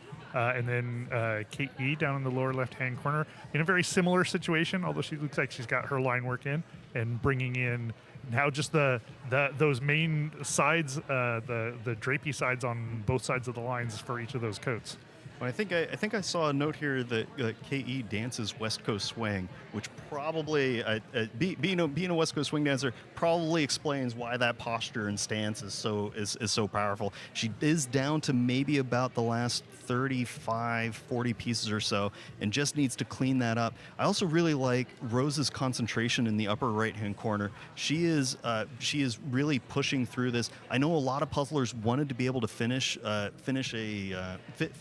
image in under an hour. But whenever you have a time shift on a difficult puzzle where even some of the top puzzlers are pushing at the 40, 45 plus region, everybody is going to have that same shift a little bit higher. Yeah. This is again, this one turns out to have been a harder puzzle than I gave it credit for originally. Yeah, whenever you have flat colors and duplication, especially in a huge region like that coat, it can really eat away at things. I think Mari was at that coat at about the 36-minute line, and it took her an extra 12 minutes and change in order to finish that up, and that's really difficult. But everybody's doing a really slick job here to keep on pushing. We just crossed the 59-minute and 20-second line. Oh wow. And you can see some of our judges here with the happy smile right there. They are rooting everybody on. I know that some of the participants get really nervous whenever the judges walk by their table and they're like, okay, we're going to start counting down how many pieces you have left. That sometimes is a little more nerve-wracking than hearing cheers for somebody ahead of you. 100%. Yeah, having people come to your table knowing that they're expecting you to be doing something, whether it be a camera walking by. I know that when cameras walk by when I'm competing, I'm like, the first thing you think of is look like you're doing something important. So that as they come by, you look like you're moving, making a lot of progress. The judges are often the first liaison into a person's finish. So a person finishes, and especially for elite level puzzlers, there's not often a lot of other puzzlers done. So the judges are both the person who comes in and keeps the time, checks out the rules. We don't have a lot of rule enforcement required in puzzling in general, but it does happen. But really, they are also the person who helps sort of land a person's experience. They help celebrate with the people who feel like they have made some good progress. They provide consolation and optimism for folks who are maybe had a more struggling than they expected engagement. So the judges are doing more work than just kind of keeping track of time as they go around here. Yeah, I want to remind folks that there are 56 there's 56 competitors in this round. The top 20 are going to move around. It looks like Grace here is closing in on the last 8 pieces or so. There it is. 1, 2, 3, 4, 5, 6, 7. Yep. 8 pieces. She's at the point of that zero ambiguity where there's no uncertainty as to where a piece can go. It's just a game of using the shape and sinking it in. You can see she So got that satisfying. outline, sunk it in, that huge burst of speed right at the end, get those last 2 pieces in, and it's going to be just over an hour, 1 minute and 15. Congratulations, Grace. Nice job. Grace is an absolute delight. I bumped into her a little earlier and is just wonderful. Oh, Grace also played tuba in the Michigan Marching Band. a fantastic instrument for many people, myself included. Is that right? Oh, yeah. Also a historic tuba player? Well, I mean, in the past, yes, historic is a lot of weight to it that may not be. A historical tuba player? Or Yeah, but busted out the old the old like continental style of march for that kind of thing. Okay. Historic. Are Yeah, you- yeah. Okay. As with anything related to gym, I dip my toe in things and I find out that I am super deep in waters I don't understand. Oh wow.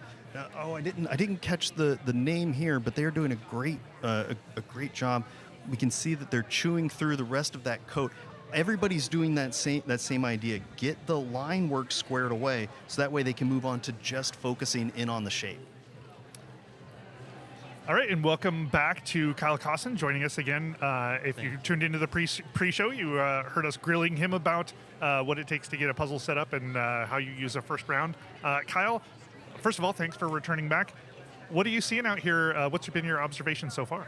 I would be very happy to be in this round. Is that right? honestly. Yeah, so I really like the flat illustration, like a comic or a cartoon style, but that close is brutal. Yeah. It's too bad one of those jackets isn't a different color or something if there were more detail in there. At least it's a random cut. You get the odd piece shapes, so you can get a lot of context from the shape. You know, if we were dealing with grid pieces, everyone would be shape sorting. The process would maybe be even more tedious closing this puzzle. It's interesting that you were saying that you were glad that it's random cut, because I think puzzlers kind of diverge one way or the other. Yeah. I agree. If it was a perfect grid, that would be really difficult. What about the random cut would help in this case? I generally do prefer a grid cut, and in fact, I've been worried about this brand because of this piece cut. But in the case like you see here, where you're closing out the pieces, I do think the odd piece shapes are helpful. Just because they are more unique to find. Like Yeah, once you get to a place where you can see the shape, you know it's really a Right. small class of things. Like somewhere in that gap, there's probably something that looks very distinct. And then, I don't know, it kind of becomes a scavenger hunt, seeing if you can actually find that piece. But I think it goes more smoothly than if the pieces were all more or less the same shape, like in a grid cut. Right. Now, are you a stander most of the time? No, because I'm so tall, it puts me so far from the table. I can't stand it. I am always sitting the entire time. Yeah, I do. I do get a little jealous of height-efficient people who are much more oriented towards the height of the table, because it's really a lot easier to put pieces in over a long period of time. You're not sort of Right. cantilevered out over the top. Yeah, Great congrats on finish that for finish. KE. Yeah. Oh wow! And it looks like in the upper right, Rose is at that zero ambiguity. Only has about 5-6 pieces remaining, and I love seeing that burst of excitement when puzzlers know that the end is in sight and they can just close it out. There it is. Hey, Rose. Yay. So, Kyle, what would be the opposite of of like a puzzle that you would really want to be doing? The opposite of a puzzle? Fur. I mean, like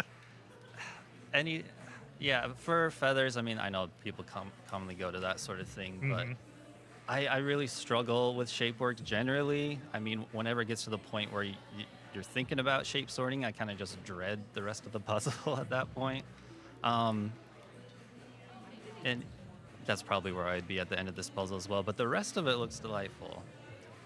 You can see Nicole here coming in on probably the last 10 pieces or so, has them spread out all along the bottom of the puzzle image there, is trying to close this out. We do have 2 slots left in our top 10 here, and I think Nicole's going to be able to lock up the next one. You can see she's picking up a couple of pieces at the same time. I like how she's using her right hand to finish to try to finish this up, and also using her left to place it just a little ahead, kind of like a conveyor belt to grab the next piece.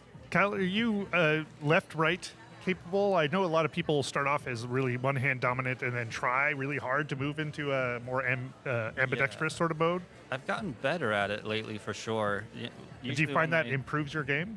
I think so, yeah. Usually when I sit down with the puzzle, I've got something in the back of my mind, something specific I'm working on, and lately it's been a lot of just trying to make my left hand more useful. And sometimes it's not always actually placing pieces with my left hand, but sometimes it's more like using it as a palette for pieces and things like that. Congrats to Nicole, a fantastic finish. Great And work. also say Lindsay also finished just ahead. And there's Sammy Brownlow, who also closed out very quickly. Nice. Congratulations across the board. That is probably going to come down to a photo finish. Kyle, any surprises that you saw during the course of this event, or did this sort of play out as you might have expected? It was kind of interesting. I saw a lot of people, the way that they handled the edges was kind of interesting. So I do think it's always worth it to pull edges at the very beginning, because I think that it's actually easier to distinguish edges from non-edges when pieces are upside down. Yeah. So at the start, a lot of them are that way. But then you saw a lot of them did part of the edge and then saved the rest for later. In terms of assembly? Right. Yeah. Like you saw, a lot of people saved the bottom edge for last because those pieces all look the same, or they saved the sky edge pieces for a later point at which that became helpful for closing out the sky, and then filling out that section later on. So yeah, it was interesting to see the edges kind of being assembled throughout the entire runs for a lot of these puzzlers. Anybody in particular do better than you were expecting, or anybody sort of I was placed differently? Well, I was very happy for Sky. Sky has been yeah. improving incredibly over the past year, and that was a phenomenal finish. It was. No, I agree. I'm a huge fan of the girls in STEMP in general, and so anytime any one of them is doing really well, I'm secretly cheering. Sometimes not so secretly cheering. You can see here that's Noah Sharpstein closing in on the last 15 pieces or so. I think of we're looking that at coat. Marissa here. Oh, that's Marissa. I'm sorry, I looked at the wrong name. Apologies. Yeah, that is Marissa, a Portland local cruising through the rest of that coat. I think it's really Marissa's doing a great job because this is kind of her image style, being a cartoon. It's not a true gradient, but she is chewing through these pretty quickly. Yep, Marissa, one of the Portland locals who shows up to a lot of the events, the Tuesday events, and has been on a lot of really good teams. Is a great puzzler herself. Looks like she's doing herself proud here. Getting ready we just crossed the hour and 9-minute line, and we have had several finishers that haven't been caught on the stream cameras. As a heads up, folks that are here that have the Puzzled app will be able to see their ranking. We're also starting to see those float in behind us. We do have our top 10 rounded out, but the top 20 that move on into the next round is still up for grabs at this stage. Yeah, so we've got Mari finished first. We saw that happen. Sky, Jean Reuter, Jasmine, Jessa, Grace, Kate, Rose, Lindsay, Nicole, Sammy, and Anna are the ones that we've got so far up through 12. Fantastic. And I know Anna was a little nervous because she's right up next to the screen here. And Marissa's getting the last two pieces in. Just rotate them a little bit. There it is. Kyle, do you get distracted by being too close to the announcing booth, or are you mostly headgear on and not listening? Or The announcing doesn't bother me too much. The cameras definitely do. do they? Especially if they're lingering, and that's when you really feel the pressure.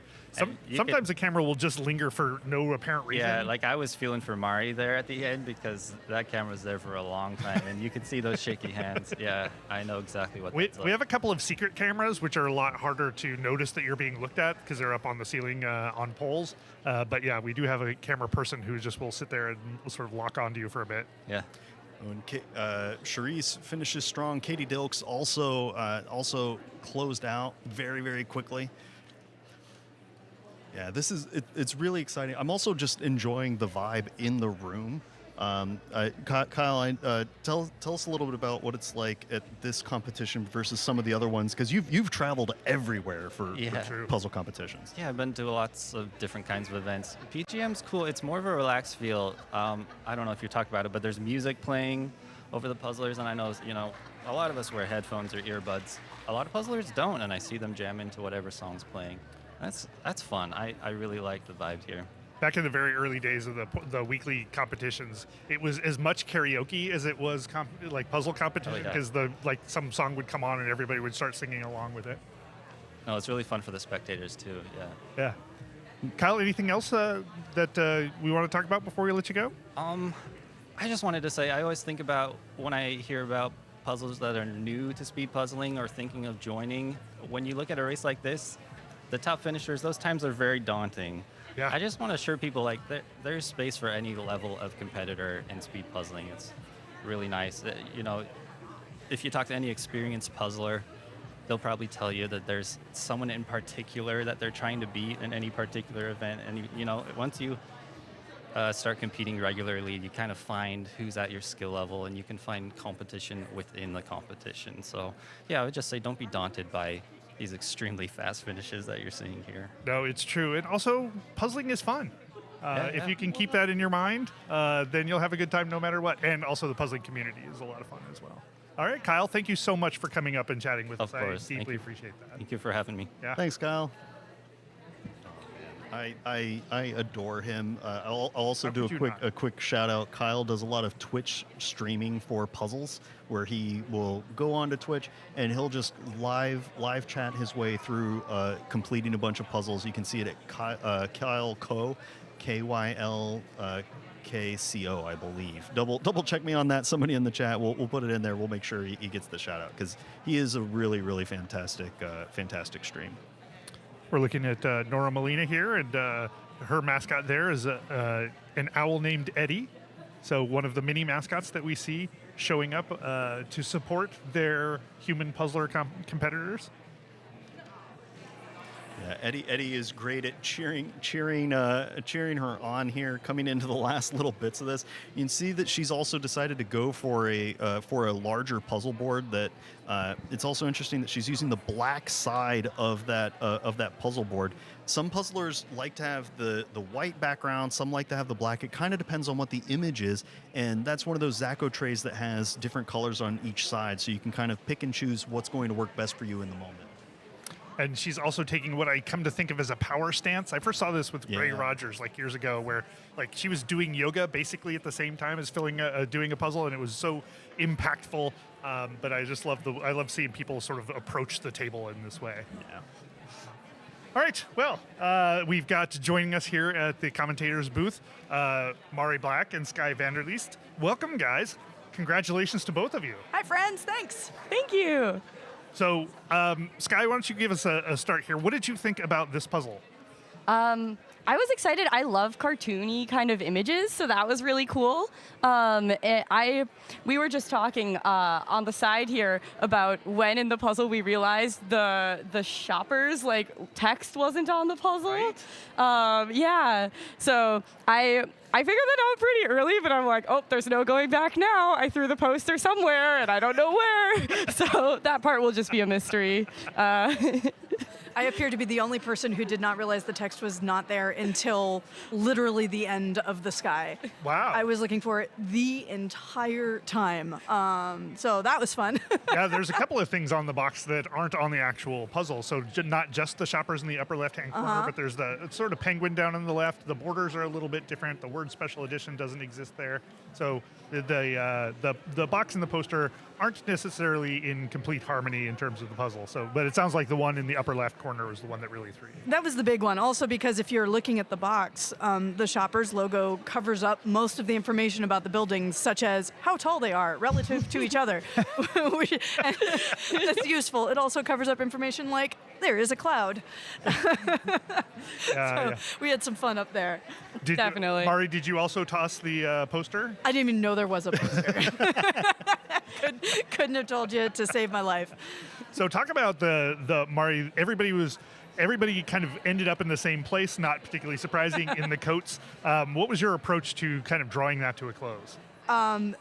Realizing that was less a test of puzzling and more a test of strength of willpower.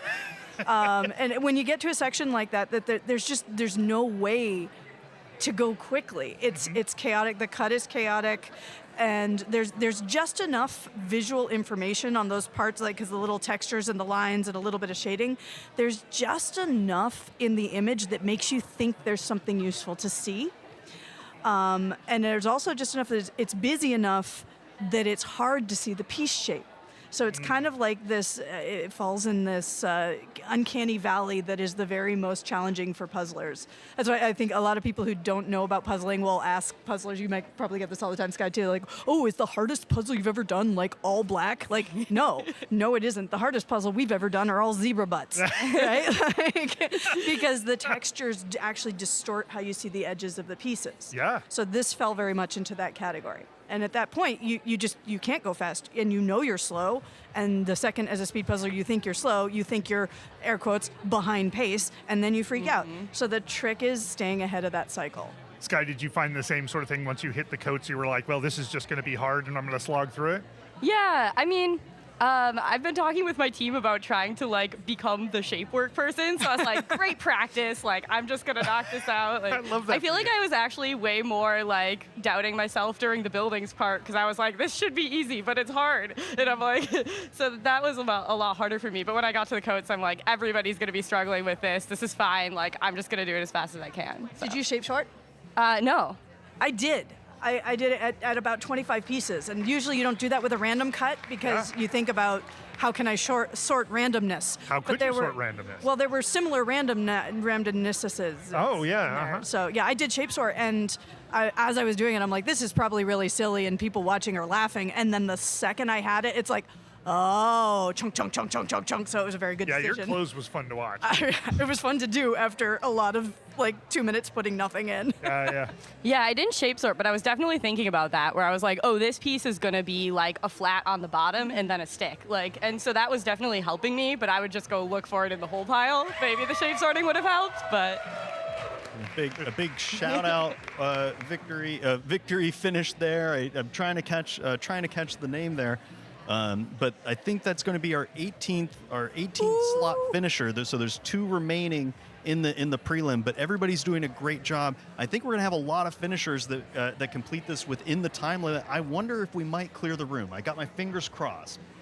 All right, I think that's a bold prediction or bold hope, but I'm hoping they're right there with you. So you guys have your first round under you. Is that calm things down? Like, is it good to have something up and done?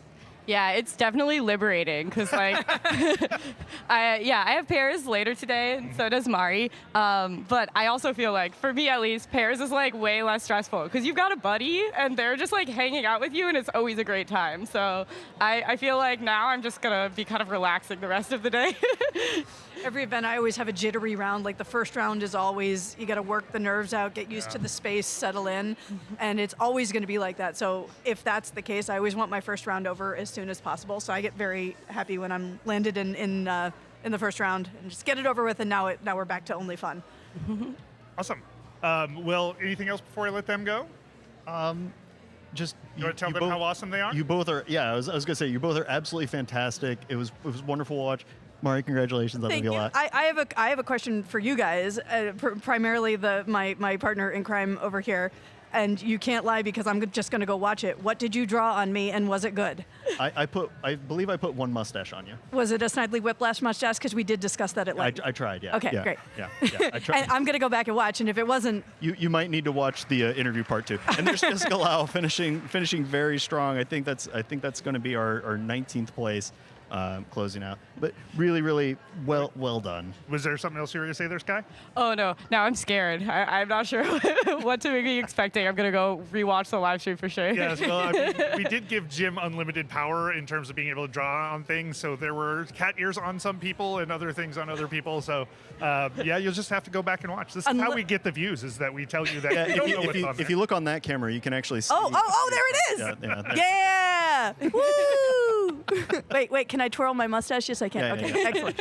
Yeah, unlimited power is the right amount of power to give to somebody like Jim. So, All right. Well, Mari and Sky, first and second place. Congratulations. It's delightful to have you up, and we look forward to seeing you guys during the rest of the competition. have fun. Thank Thanks, you. guys. Thanks a lot. Congrats. They did absolutely wonderful, and this is a killer puzzle. So being able to get those kinds of times, under 50 minutes or so, or just Mari had 47:39, Sky at 52:27.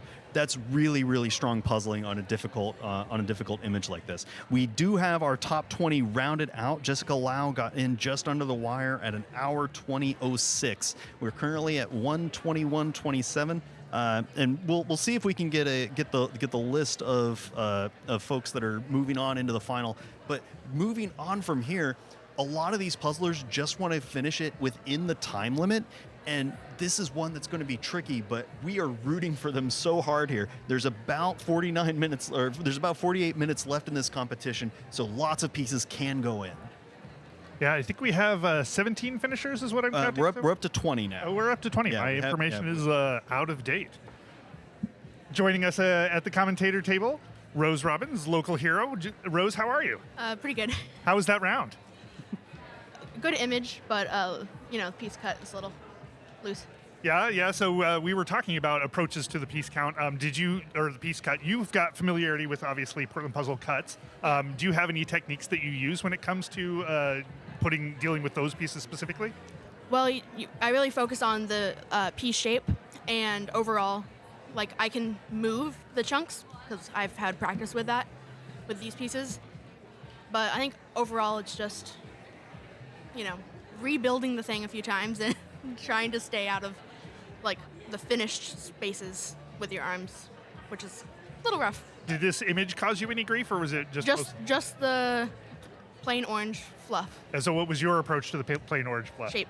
Shape, Look at just the the whole yep. shape the whole time? Yep. Does the orientation of the lines help at all? It does. It does? Once you, have the buttons placed.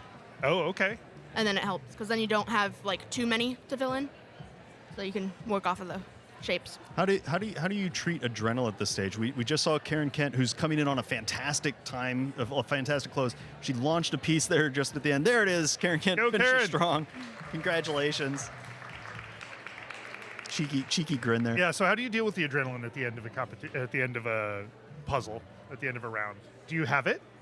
I usually do, but it's really dependent. I think I have more adrenaline on smaller piece counts, and by the time I'm done with a 500 piece, I'm just done. So less adrenaline and just the desire to move on. For this one, yeah. Who are you pairing up with later on today? I'm Or pairing is it up today with, or tomorrow? I think tomorrow, Okay. but Nicole P. Oh, that'll be fun. Yeah. How did you guys get connected? I think so. We through Leslie and Cosmo, we did nationals, and so then we did pairs for nationals too, and so we just kept our nationals teams and pairs for PJM. Okay, and so are you doing the four of you for the teams? Yeah. Teams, yeah. Okay. What's your team name? A pop quiz. I know you didn't come up ready for that. Ask me I did more not about the come up puzzle. ready for that. Anything else about this puzzle that sticks out to you? I think it was just pretty easy to sort in the beginning for tiny pulls. Mm-hmm. Yeah. And do you find that that's helpful to just kind of get some things dealt with, get up and running real fast? It is, because then I always tend to just sort little sections after I've sorted the edges out. So it's easy enough to the red and yellow, just pull those immediately, and then the orange and the pink, and have all those separate little piles and tiny little projects. Now, you've competed in a bunch of different places. Yeah. Tell the folks who haven't been to PJM, how is this different than other competitions you've been to? It's not dead silent, which is really nice, because then you're not hearing every single pin drop and stuff. So because there's music playing, any people talking, it doesn't really get to you like it would at nationals potentially. And the clapping you don't necessarily hear, because it's just it's just a much fuzzier vibe. Warm and fuzzy? Yeah. Yeah, that's awesome. Do you find that when people start clapping for the first people, it puts more pressure on you or less pressure on you? Honestly, I have my headphones on, so I don't hear it. No pressure. Yeah. That's awesome. That's so cool. It was funny. I was watching your clothes, and you were just like fully just like chilled out, head on hand. Oh yeah, just no, getting the last I couple pretty much in. always puzzle with one hand. I can't do focus on two at a time. Maybe I'm like searching with one hand and then I hand it off to put it in. But I'm pretty much always just puzzling with one hand, not really. Yeah. What were you listening to with your headphones on? So for the Super Saturdays, the Oregon State people have a playlist. So I just got Aaron to send me the playlist, and that's what I've been listening to. Outsource the work. Yep. Did this puzzle finish in about the time you thought it would? I mean, I don't start and honestly go? think about it. I just Yeah. start and go. I mean, it's definitely longer than my usual amount of time, but it's probably just because the piece cut, the fit. Yeah. Cool. Yeah, it can be a And little larger wacky when pieces. that happens. Or do you enjoy larger pieces, or do you like? I don't like the. Okay. I prefer smaller pieces overall, but compared to other people, if other people have to deal with space management issues, then I do better in comparison to them because of that. We can see several people are coming up in the close. We got Rowan in the lower left. I didn't quite catch the name in the lower right. It's like Jamie. That's Jamie Lynn. Upper left. This is going to be really tight. Do you have any advice for puzzlers at this stage after they've been puzzling for almost an hour and a half? I mean, I would just suggest to really focus on the void spaces for the piece shapes, and then kind of just focus on finding the most unique ones. Or if there's for me at the end, there was a lot of just standard pieces, so finding those, separating them out, and just shoving them in your hand and going works the best for me. Now you're moving on to the final round. Yep. Anything that you are looking forward to and hoping not to have to see? I mean, honestly, I would really like a landscape because then Okay. everybody else hates it, and it makes Yeah, it gives you the advantage. Yeah. Maybe not a portrait, because that just there's more reaching and more sticking. Got it. All right, Rose, thank you so much for coming up and joining us, and congratulations. Thank you. Congrats. And we just saw Rowan finish in just under an hour 28. Congrats, Rowan. Finished within the time limit, which is huge, especially on a random cut with a cartoon image like this. That's really, really wonderful. Yeah, one of the joys that we have with the technology that we're using here, we're using the Puzzled app platform, is that we get live updates for the finishers. So I can tell you Rowan finished in hour 27:46. Oh, fantastic.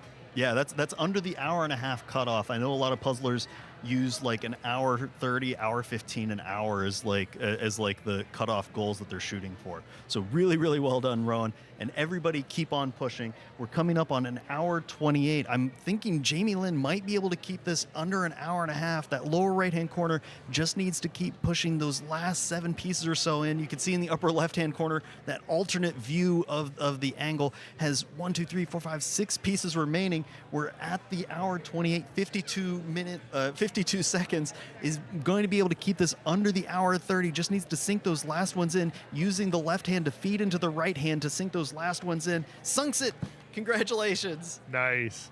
So welcome up to the desk, Jessica Lau, right? Yes. Yeah, Nice welcome, to meet Jessica. you. How are you? Very good. I'm very happy to have finished at 20th place. Yeah, it looks like 20th, yeah. Yeah. Yeah, so tell us a little bit about your adventure here. How did you find this puzzle? How'd it go? This was a challenging one. Yeah? I- How would you describe yourself as a puzzler? I like doing pretty pictures. Oh, all right. I found, I've always loved to puzzle. Growing up, I never did it seriously. It was just there's a puzzle lying around, we'll pick at it. Until I guess a year and a half ago, I discovered speed puzzling. And and it was just it's addictive. I can't stop placing pieces. I can't stop doing it. And now, I just have a growing collection of puzzles at home. And I'm enjoying these in-person competitions so much. It's get the vibe from everyone. You get the jitters. Yeah. Is this your first competition in person, or have you done a few? No, I've done a few. Okay. So I've been in the Washington State one. So Oh, yeah. I'm from Washington State, coming down here. Thanks but this for making my the trip. first. Thank you. It was my first time at Portland. My partner was actually just Jamie that just finished. Oh, okay. Normally we would partner up there. So I was very happy she finished within 1:30 as well. So it says here that you enjoy cartoon puzzles. So did this fall into the realm of things that you enjoyed? Yeah, this is really cute. It gives me like a Snoopy vibe. But the hard part of this one is like all the orange ones. I can also notice that like everyone is having like saving those for last as well, just like I did. And it's a irregular piece, like irregular cut piece puzzle. So then even for the other parts where the pattern is a bit more obvious, you would have a hard time like placing it. Like just like the top right where you have the MA words, even that gave me a lot longer time than usual because I'm like, wait, how does this orient? That makes a ton of sense looking at it that way. I know it's always struck me kind of interesting that a lot of puzzlers treat puzzling in reverse of how people eat things sometimes, where it's like I'm gonna save the thing that I don't want to do for last in puzzling, as opposed to like let me get that out of the way early, right? And then that kind of thing. Is there actual overlap there, or am I just like outside my brain? I think you're totally correct. Yeah, normally when I'm eating, I'll be like, I'll get the ones that I need to eat, but I don't certainly enjoy first. But here it's definitely like you gotta do the low-hanging fruit first because that keeps your momentum going. You gotta move fast and just keep pushing until the last piece. Oh, that makes a lot of sense. Well, I saw a note on here. You recently completed a very large-sized puzzle. Is that correct? Yes. So my husband's company has a really nice office, and once in a while they'll put out like puzzles for us to pick at. And they decided to choose a 3,000-piece Starry Night puzzle. You know, the Van Gogh painting. Oh, that was tough. It took me on and off. Maybe 2 months to like sit down at like 30 to 60 minutes at a time to piece together. And oil painting has always been very challenging to me because it's like you have a little stroke. It's like the same color that could be somewhere else in the big puzzle. And so for that puzzle specifically, it was more like actually looking at the puzzle piece itself and then comparing it to the key picture and then just kind of matching it. I think it's here, and then you put it somewhere around there until you find a few more pieces to match it with, and it becomes more obvious where it is. Yeah, that was an adventure, but I'm glad I did that because I think it really trained my eye into picking the smallest things within any puzzle that I do. Yeah, that's it. I've talked to a lot of European puzzlers where they come from a background of doing large piece count sizes, where like their default is 1,000 or more, and then it's sort of like a training with weights on a baseball bat, where they start to move down to the 500, 300 area. Oh, that's interesting. Yeah, I mean, growing up when I was not serious about speed puzzling, I would always do like 1,000 piece, and I feel like it would fly through too fast. But now that I am in here and with life going on, you don't really necessarily always have like 3 hours to sit down and do a puzzle. I do like that with 500 piece you can most usually finish within an hour, then you can just do that and move on with your day. Now, since you've moved into speed puzzling, is there anything that you learned that is like something you had to either unlearn from your casual puzzling or just something that you picked up that you never had to think about before? Yeah, I think like back then I always do the edge first. I don't necessarily do that now anymore. And the other thing is that with casual puzzling, you don't really need to look at the picture as much. Like I enjoy just noticing different sections of the puzzle where, I know these colors go together and putting them together first. But with speed puzzling, I had to learn that I actually need to look at the picture to help me place that section within the picture faster so I can like keep moving faster into the next section. The other thing is that I needed to learn to switch gears. If I feel that I am starting to be slow in a certain section, then I need to pick out some different area that I was like, maybe I could like pick at these ones first and just, it's with speed puzzling, it's really about seconds. So you gotta do every very minute adjustments here and there too. It seems like you're very thoughtful about your approach to speed puzzling. Do you put a lot of thought and effort into it, or is this just like hard battles that you've won over time that create new knowledge for you? Yeah, I think it was just over time I realized I don't think I necessarily think about as much as when I'm in the puzzle. And something that I actually realized helped me a lot at getting faster just between last year and this year is listening to my music. Oh, really? I have a faster pace soundtrack, and so I would always like play that now as I'm doing my puzzle. And yeah, last year I was averaging maybe like an hour 15 to 30 minutes, and now I can, for the simple ones, I can usually do it within an hour, and that's a big jump for me. Yeah, that's amazing. I just want to do a quick review. So look at the image, shift gears, and listen to music, and that's Jessica's recipe for puzzling. Yes. Yeah, the good thing about the soundtrack too is that I usually listen to it in the same order. Yeah. So then I kind of have a gauge of like, if I'm hearing, so I have like some musical theater music, I have some K-pop, I have some, I don't know, Latin pop. I know like by the time I get to this one, if I'm still listening to this one, I'm at 50 minutes. If I'm listening to this one, I'm at 60 minutes, and that kind of give me a very good sense of time as well as I'm doing it. I've always thought that would be a good idea. I'm not organized enough to do that for whatever reason, but I've found that a fair number of people, especially elite level puzzlers, don't like having some sort of calibration of time. Jim, you have any idea why that is? It's sort of like what you're saying. If you're on time, then it feels okay. But if you start lagging at all, it kind of spikes that anxiety a little bit. So I've heard it split both ways, where some people are just like, whatever I throw in there, I'm going to use that. And then I've talked to several people who also do what you do, Jessica, of like, okay, if it's at 20 minutes in, I have a pretty good sense of where I'm at with things. Yeah. So I think it's very much what's most useful for each puzzler in terms of their mental game going into that. Yeah, for sure. Mental game is a very personal thing, and everyone is different. Yeah. I mean, I definitely feel the anxiety running into like today. This was hard. By the time I got to like that section of music, I was like, I'm really slow. But then I always have to just remind myself to breathe, give grace to myself, and stop shaking and just do one piece at a time, do the best I could. At one point, I had so many orange pieces like in the middle there that I couldn't even see anything. So I was like, okay, reset. I'm gonna take all the orange piece back out and regroup.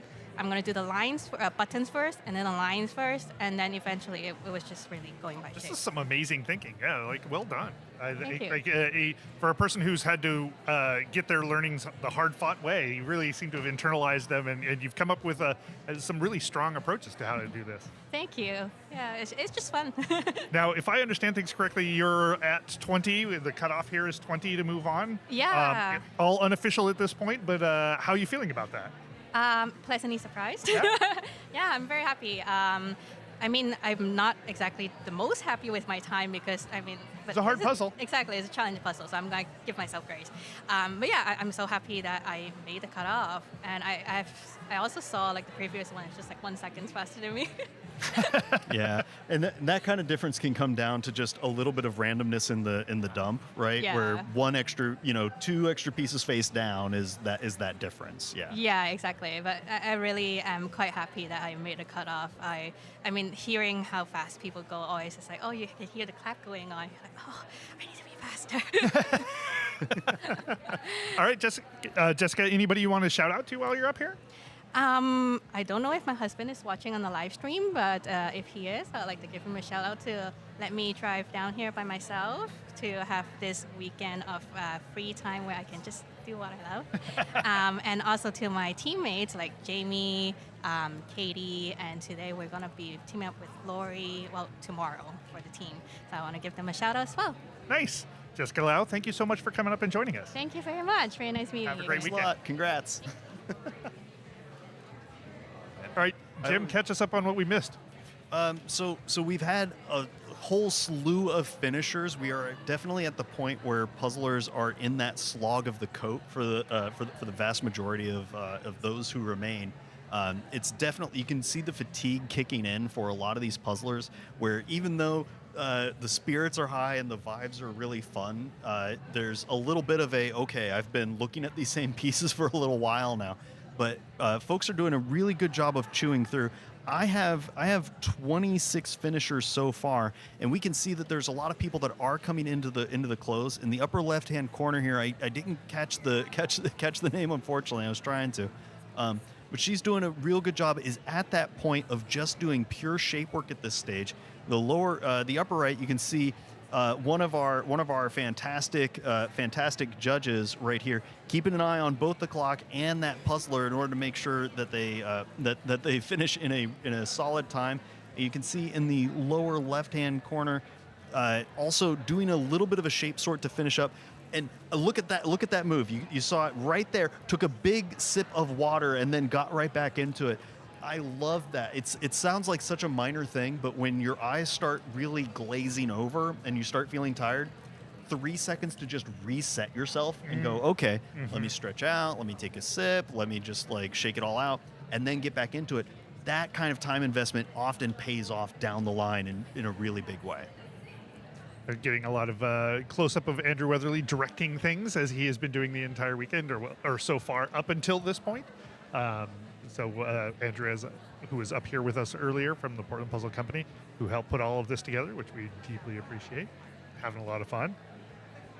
Yeah, I think in the lower right there, that's Carly Waterman coming in on the last 25 pieces or so. We're coming up on the 42-minute line here. In the upper left-hand corner, I believe in the upper right-hand corner, I believe that's Stephanie Balladone from all the way from Des Moines, Washington, not Iowa. I ran into that earlier. Is that right? Yeah. She's a chaos puzzler and is doing a great job on this. I could definitely see where, because her least favorite image is busy, there's a lot of busy shenanigans inside of that coat that can cause some problems, but she's getting through the last little bit of it. Gets that last piece in. Is there a missing piece? Oh, there's a piece down. A 10-second timer. Gets it in.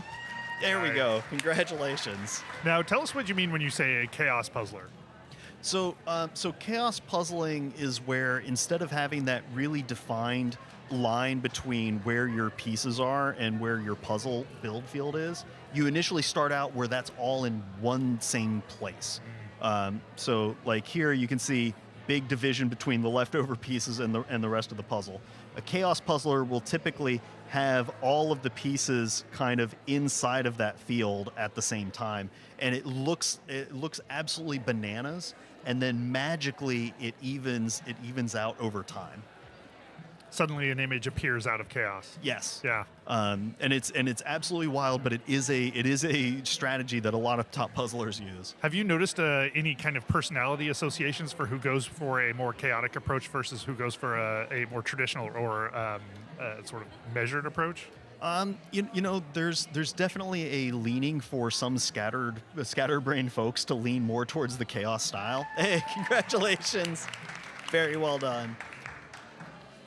There are a lot of scattered brains that enjoy chaos. I've also seen a complete flip where some people that are normally extremely organized in every other facet of how they move through life are somehow attracted to that chaos. Like, hey, we're just going to go with the flow, get those pieces in however we can, kind of state. I don't know Lauren Kautz all that well, but she strikes me very much as knows exactly what time the trains are running at every moment, and then is one of the top chaos puzzlers. I feel like Lauren embraces chaos more than you might imagine. She may cause chaos as much as being immersed in it. Oh man! Looks like we got about a third of the field left still. Maybe 20%. Yeah, it might be a third. We're double checking the tracker app. I think we might be just under halfway or so. Like looking out at the tables, we have a lot more cleared out. You can see up in the left-hand corner coming in on the last 5 pieces here, and this is a fun situation where they have zero ambiguity, so they're just going to brute force these last couple of pieces to sink them in no matter what, and using the left hand to just soak those in, and then going for the dual wield. Can she use both hands? Gets it in. Congratulations. Nice. Yeah, we're about 31 folks out of about 50. I can't remember. There we go. 57, 56. I think. 56. Yeah. So we are absolutely cooking here. We just crossed the hour 45, so I'm going to make a quick 15-minute left announcement. Okay, great. Meanwhile, I'll say that my competition capabilities are not as strong as a lot of the puzzlers we've been looking at.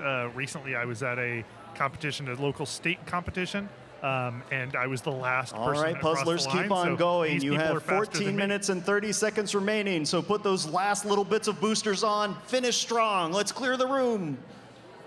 We got Jim pulling double duty here. We're trying to keep him busy. Is he both announcing in the room and on the air? So if you're in the live chat, give a round of applause to Jim for doing all that extra work. We really appreciate it. As much as we appreciate having Jim here in general. Drawing skills aside. That's fair. I'm still working on that part. Oh wow! But this is it really is fun to be here. I know we haven't seen a wide shot of the room, but there are a ton of folks hanging around the outside of where all the tables are, cheering on their compatriots, their friends. There's even some fun social puzzling going up here next to the main table off to the side. It's just a really fun environment for a competition like this, Rob. Yeah, it is one of my favorites, and not just because I'm involved with it. Like, it is just a nice atmosphere. It's a great place to be. It's friendly. There's a lot going on. There's Anna Wolf with a strong finish. Congratulations, under the timeline. There we go. The shot of the room. We can see that we've got a number of puzzlers still going at it. Yeah, Anna Wolf, her fastest 500 time is an hour and a half. So to be able to do this one, that's, I would say, objectively more difficult than some of the average 500s that are out there. I would agree. To get that under the hour 47 line is really impressive. Congrats. Yeah, and it is worth saying that a lot of people who are puzzling, often myself included, we have our own goals. We're shooting for our own sort of times or placements that are going to make sense to us. Not everybody's out in front, but most people are making progress against something important to them in order to get an achievement that matters to them.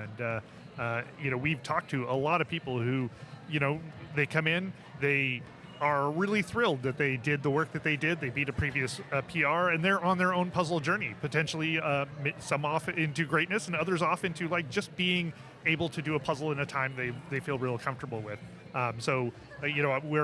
We often sort of cheer hardest for the folks who are in the sort of last section of things, because they're the ones who are doing just as good relative to the things that they want to do as a lot of the elites are, but they don't get the same camera time, they don't get the same people drawing woo on the screen that the people who are in front to do.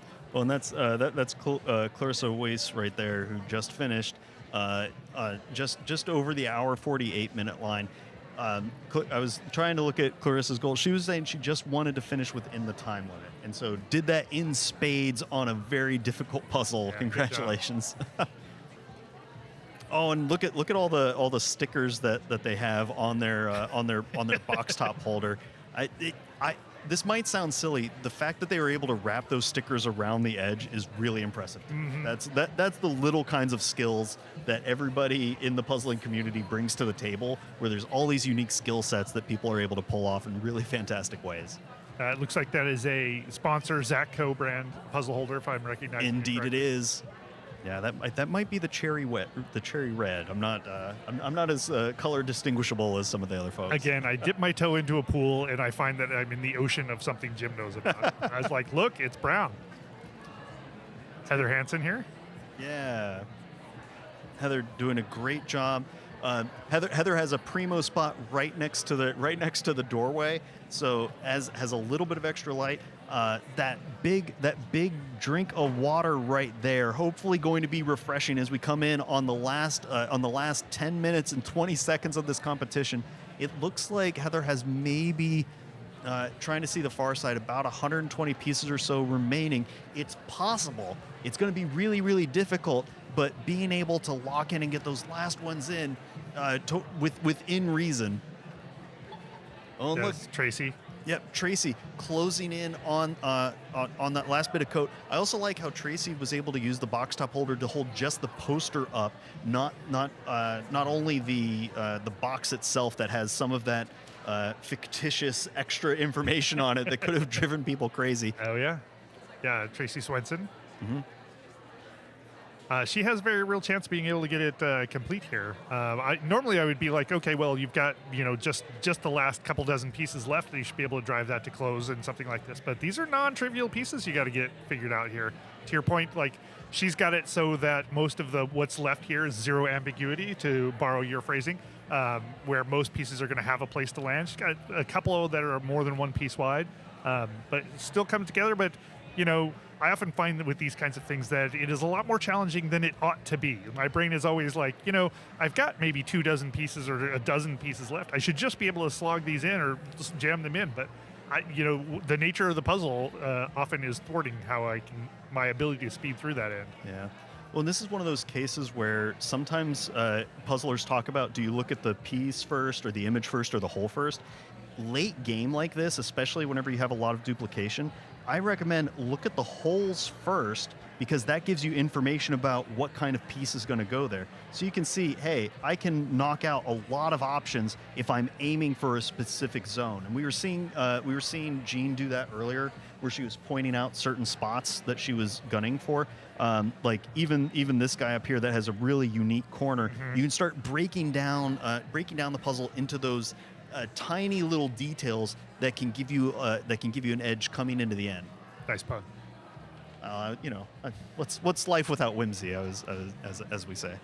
But it looks like they have maybe about 15 pieces remaining, and we're coming up on the 8-minute line.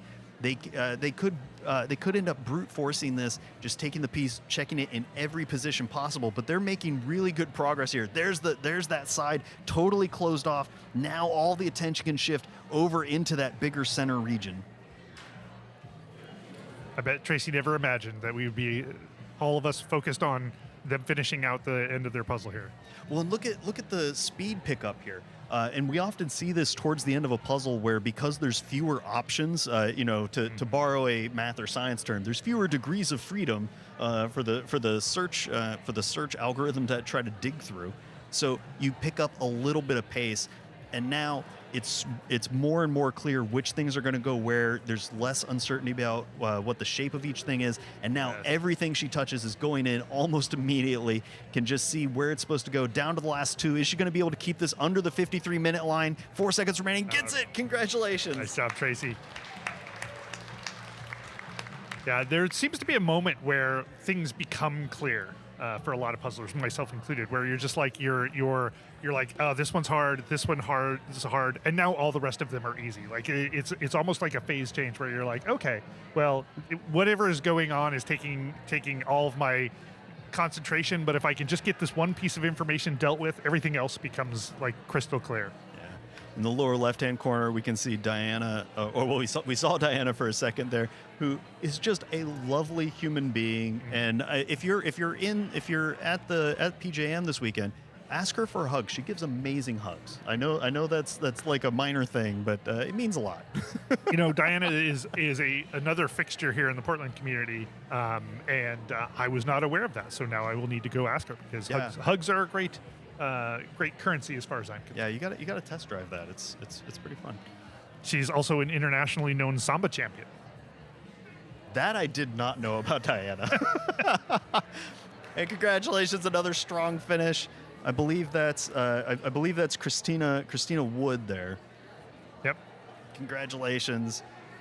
We've had several people just be walk-ons, sort of last-minute ends, but Christina Wood showing us that finishing within the time is all that really is all the big goal here. We can see in the upper right-hand corner, I believe that's Tyler Mays, another Portland local, has I think he has maybe about 45 pieces left, and we're coming up on the 55-minute line. Oh no, he's down to about 25 or 30. He could pull this off. I'm going to make a quick 5-minute announcement here. Do it. Yeah, I'm a big fan of as we come to the close of a competition, those people who are right on the cusp, they're so much fun to cheer for because like they're right on the edge. They can land those things. If they do, often it's the, part of what their goal is to try and finish the puzzle in the time. Some of the biggest cheers I've ever heard for people have been the people who finish right at the end. Oh, absolutely, and it's because the community all wants to cheer each other on, and as the number of participants in the round dwindles, that just means that there's more people to cheer others on. That's right. as it goes through, like I'm looking on this on the sidelines, and there's a whole bunch of competitors that were in this round that are waiting with bated breath for their friends and family to finish this up. Oh wow! You can see Diana in the lower left there jamming out a little bit to the song. I'm not sure if the mics are picking it up, but it is "Shake It," which not always useful for puzzling, because if you shake the piece, you can't see it all that well. But sometimes doing a little shimmy to just loosen up the back muscles, get back into the groove of things, really, really potent. You can see in the lower right-hand corner there just how many tables are emptied out here, doing a really swell job. Tyler Mays in the upper right-hand corner, taking a deep breath and then sinking another piece in. I want him to just do that big sigh every time he picks up a piece, because that made it really accurate. Just that big sigh. You end up hyperventilating. Yeah, well, I mean, it depends on how much you want to finish the puzzle. Gotta want it. You gotta want it. We do have a few shout outs in the chat. Mom the Cat saying, nice work. Oh, thank you. Nikita is puzzling, saying, good work, Jim. And you, Rob, very well done. And Eliza, everybody's doing great. Shout outs for Tracy. And people rooting for Diana. There's 37 finishers so far, and we have about 3 minutes remaining. I want us to get just a few more finishers in. I know it's really difficult at this stage, but Tyler might be able to pull this out. You can see he's taking on the Kristen Tove stance, leaning his head onto his hand, switching it up, the reverse Kristen Tove. I mean, that is the sign of a world champion. Right. Yeah. Just flexing a little bit to keep going. I think in the lower left, I'm trying to pull up the name. I think is that Kyoko? Oh, we're gonna zoom in here in just a second to try to get a better look of it. Yeah, I know you like goal targets to try and hit, so I feel like we're at, last I checked, about 37 people finished, so I feel like we got to get to 40. Yeah, a nice round. Or 42. Round. Yeah. Totally possible. We have 2 minutes remaining. Tyler's got 1, 2, 3, 5, 6, 7, 8, 9, 10. About 15 pieces remaining. It is possible. I know that some of the top speed puzzlers, they try to shoot for being able to get about a 14 piece per minute pacing. In this case, if he's able to put in seven pieces in the next minute, he's going to be able to finish this up. Now, all of the outlines are squared away, and he's picking up the pace. You got this, Tyler. He's going to be able to pull this off. Just keep looking at that shape. There's a minute 30 remaining. Tyler cruising through this last little bit. That moment earlier where he stretched his hand out and he took that deep breath. That's the kind of recollection I was talking about earlier, where that few seconds of reset gives you so much energy. Yeah, mental reset. It seems to have worked. Coming up on the 59-minute line, he's cruising through, really checking which of those zones he wants to aim for. Where does he want to finish this puzzle off? There's one gap remaining in there. There's two gaps on opposite sides, and he's trying to target which shape is going to go where. He has a 3-prong that's left. Is he going to target that one early on to try to get it? There he is. Dual wields the final 2 pieces. Inside of there is now down to the I'm as invested in this as I was when Mari finished. Down to the last 7 pieces. There's 45 seconds remaining. Is he going to be able to pull this off and be one of the final finishers in the Portland Jigsaw Masters preliminary solo round 1? Bringing all the pieces into the middle so he can get at him easier. Oh, you can see that little bit of adrenaline. He knows the camera is on him. We are all rooting for him. There's shape work left. There's 30 seconds remaining, and I think maybe about 6 pieces. Is he going to have to, he might have to brute force the rest of this in. There's 20 seconds remaining, and you can see he's testing out a few different spots, trying to get those in.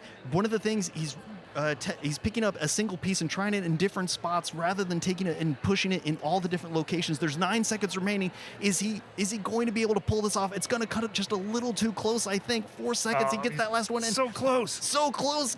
Come on, you can do it. With 2 pieces left. Congratulations, Tyler. That was a fantastic performance.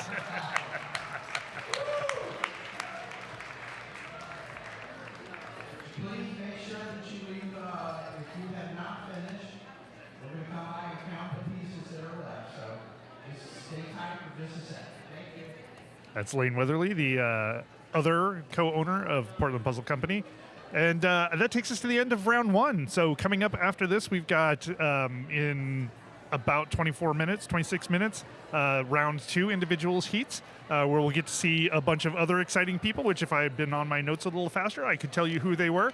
But thank you, Jim, for joining this round. As per usual, looking forward to the whole rest of the weekend. As already you're bringing the excitement. I can't wait to see once we unleash more of the tools, where we go from here. Thank you to all of our sponsors, Portland Puzzle Company this round, but also our other sponsors who make this happen. We were talking about Zacco, the Puzzled app. There are a bunch of other sponsors who help bring this event to the Portland area, and we appreciate all of them, including the Avenue Portland, which is the place that we're at, does an amazing job, and the AV department who put the live stream together for us. Thanks to all of our volunteers who you cannot do an event like this without volunteers. It is amazing that people sign up, and I know there's some people who are here just to volunteer for the entire weekend, aren't going to put a piece into anything. It's really wonderful. Thank you so much for everything you do, Rob. I know you shout out everybody else, but you've been absolutely wonderful. And a huge shout out to the AV team who is running around like crazy, making a lot of this come together. So thanks to everybody, and I'm looking forward to the next round, and that's coming up here shortly. So stick around. Stick around. Inspired by today's competition, whether you puzzle to relax or race against the clock, Puzzle Warehouse has the largest selection of jigsaw puzzles in the world. Explore more than 10,000 puzzle designs from over 100 brands. There's new arrivals added daily and plenty of puzzles on sale. Visit puzzlewarehouse.com and find your next favorite puzzle. Warning, visiting puzzlewarehouse.com may lead to excessive puzzling. Common side effects include permanently occupied kitchen tables, neglected household chores, sore backs, and repeatedly saying, "I'll go to bed after this section." Additional shelving may be required.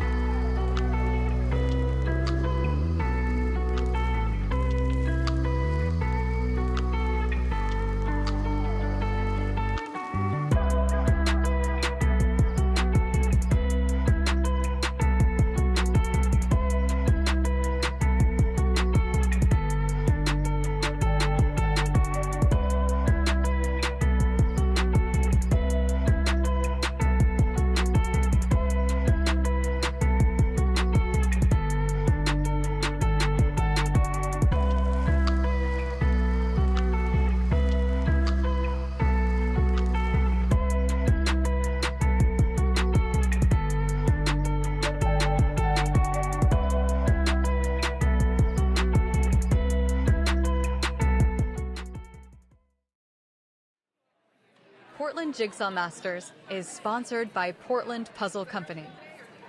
Portland Puzzle Company is based right here in Portland, where we masterfully produce every puzzle piece ourselves. As one of the largest puzzle manufacturers in the US, we're always able to make high-quality custom puzzles. Whether you want us to make a one-of-a-kind gift, or you're an artist who wants to turn your art into a puzzle, we got you covered. Visit us online or in person. I'm Rob Shields, and this is the 2026 Portland Jigsaw Masters pre-show for the individual round 2. Joining me today in this round and for the entire weekend is the inimitable Jim Eakins. Jim, welcome back. Thanks for having me again, Rob. For those of you listening along or watching along on the stream, we've had a whole, 10, 15 minutes of break. Yeah, so we're powering through. And joining us for our sort of expert pre-show, which we're trying to do with 10 minutes before, but, time is squishy, we're getting there, is Katie Dilks. Katie, welcome to the experts table. Thanks for joining us. Thank you very much for having me. I appreciate it. How are you enjoying things so far? I'm loving it. This is my first time at PJM, and my first time in Portland. So I've just been getting used to it, getting my bearings, and I'm really liking this competition. I'll probably come back. We were joking that you moved all the way from the west or east coast to the west coast, right? And we were joking that